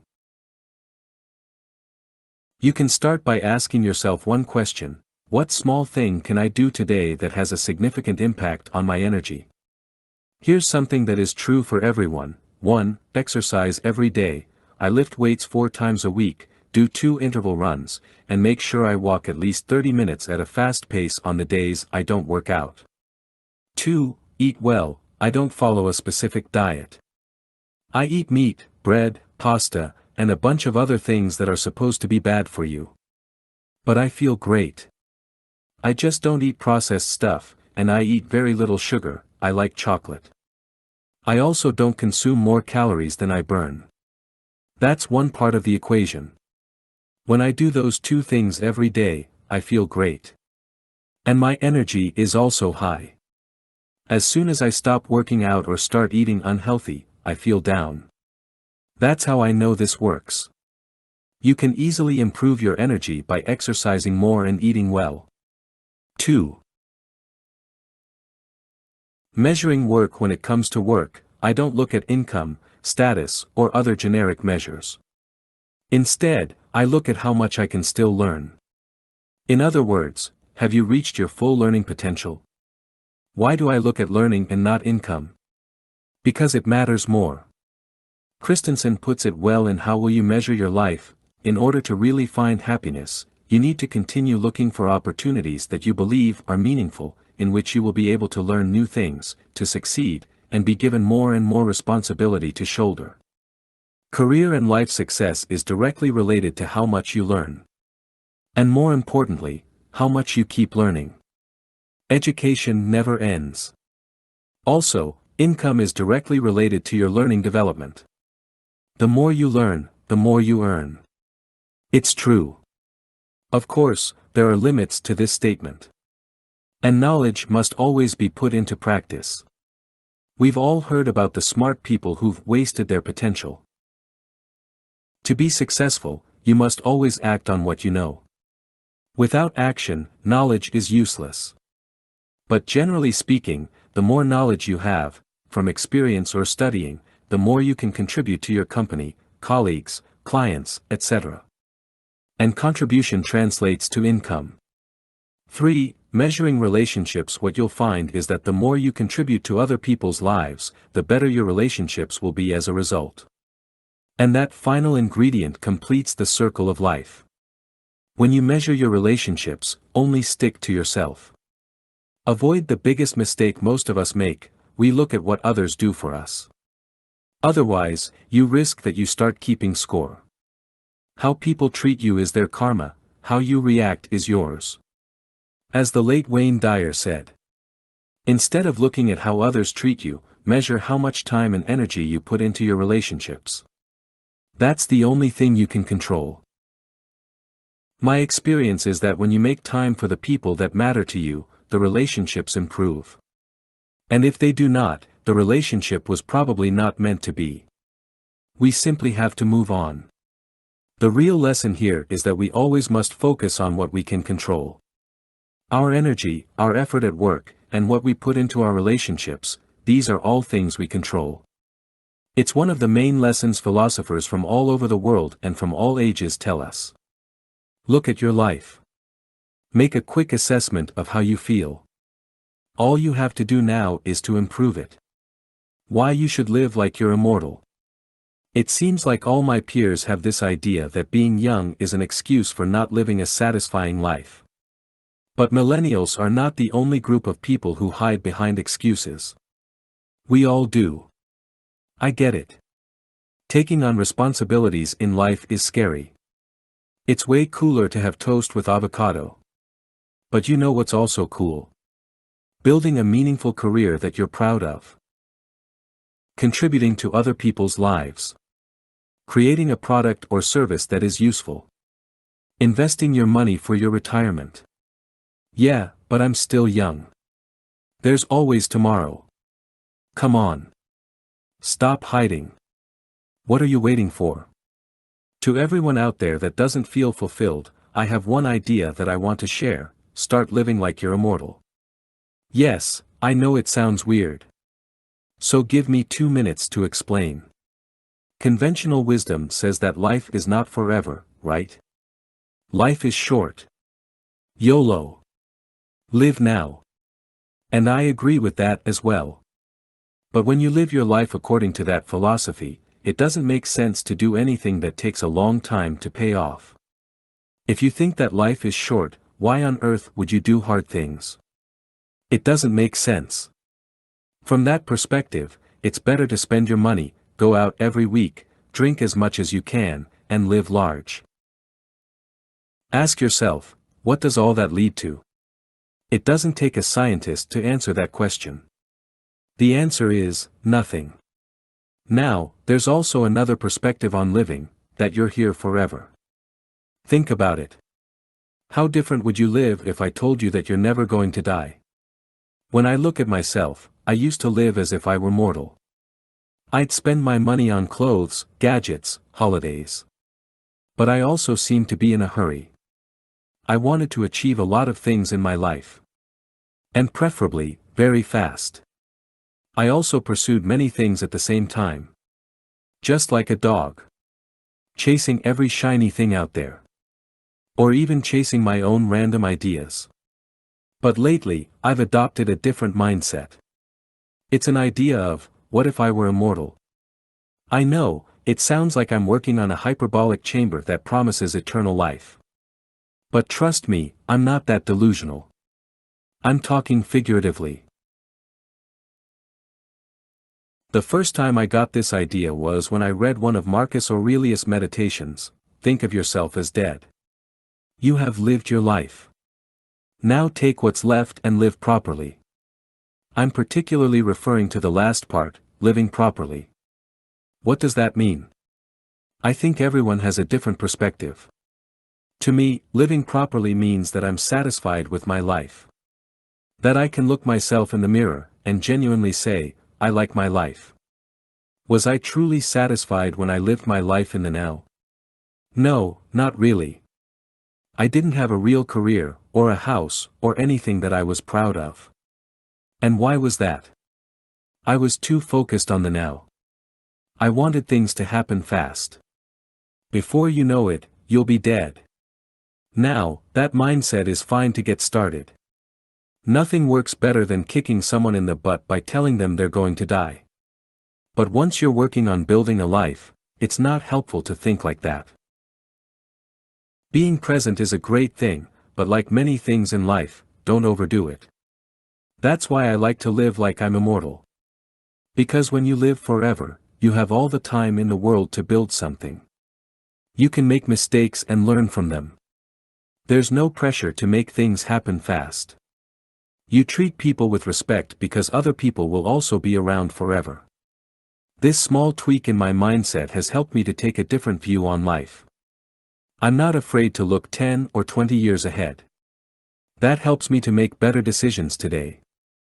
For example, I'd rather save my money or invest it instead of spending it because I know that future Darius will benefit from that. But how about the present, Darius? Well, I talked about being satisfied, right?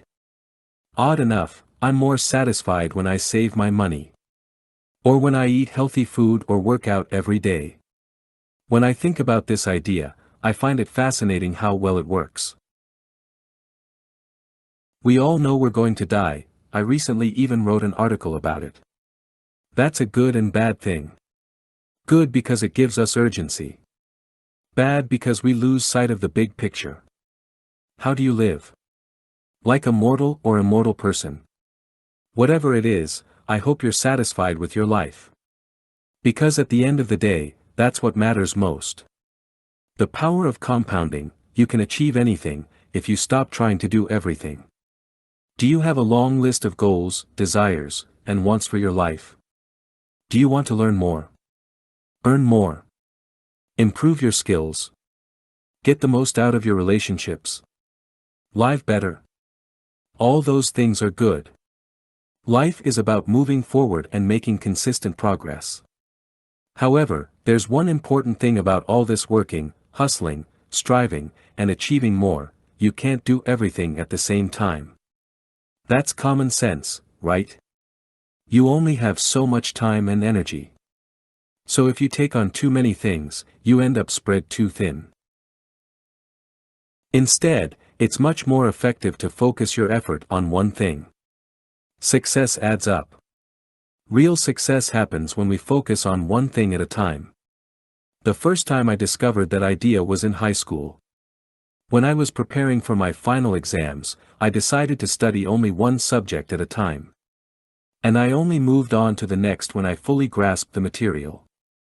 I noticed that I could learn something way faster if I immersed myself in it for a few days. Most of my peers studied multiple subjects a day. I never liked that approach because it's too scattered. If I'm working on a project at work, I don't pick up another big project. If I'm working on a new course for my blog, I don't start writing a book at the same time. That strategy helps me to get things done quicker and better. Hence, I achieve much more when I give my attention to one thing. Gary Keller and Jay Papasan, authors of The One Thing, which is a great book about this same concept, said it best: where I'd had huge success, I had narrowed my concentration to one thing, and where my success varied, my focus had too. Are you working on a lot of things?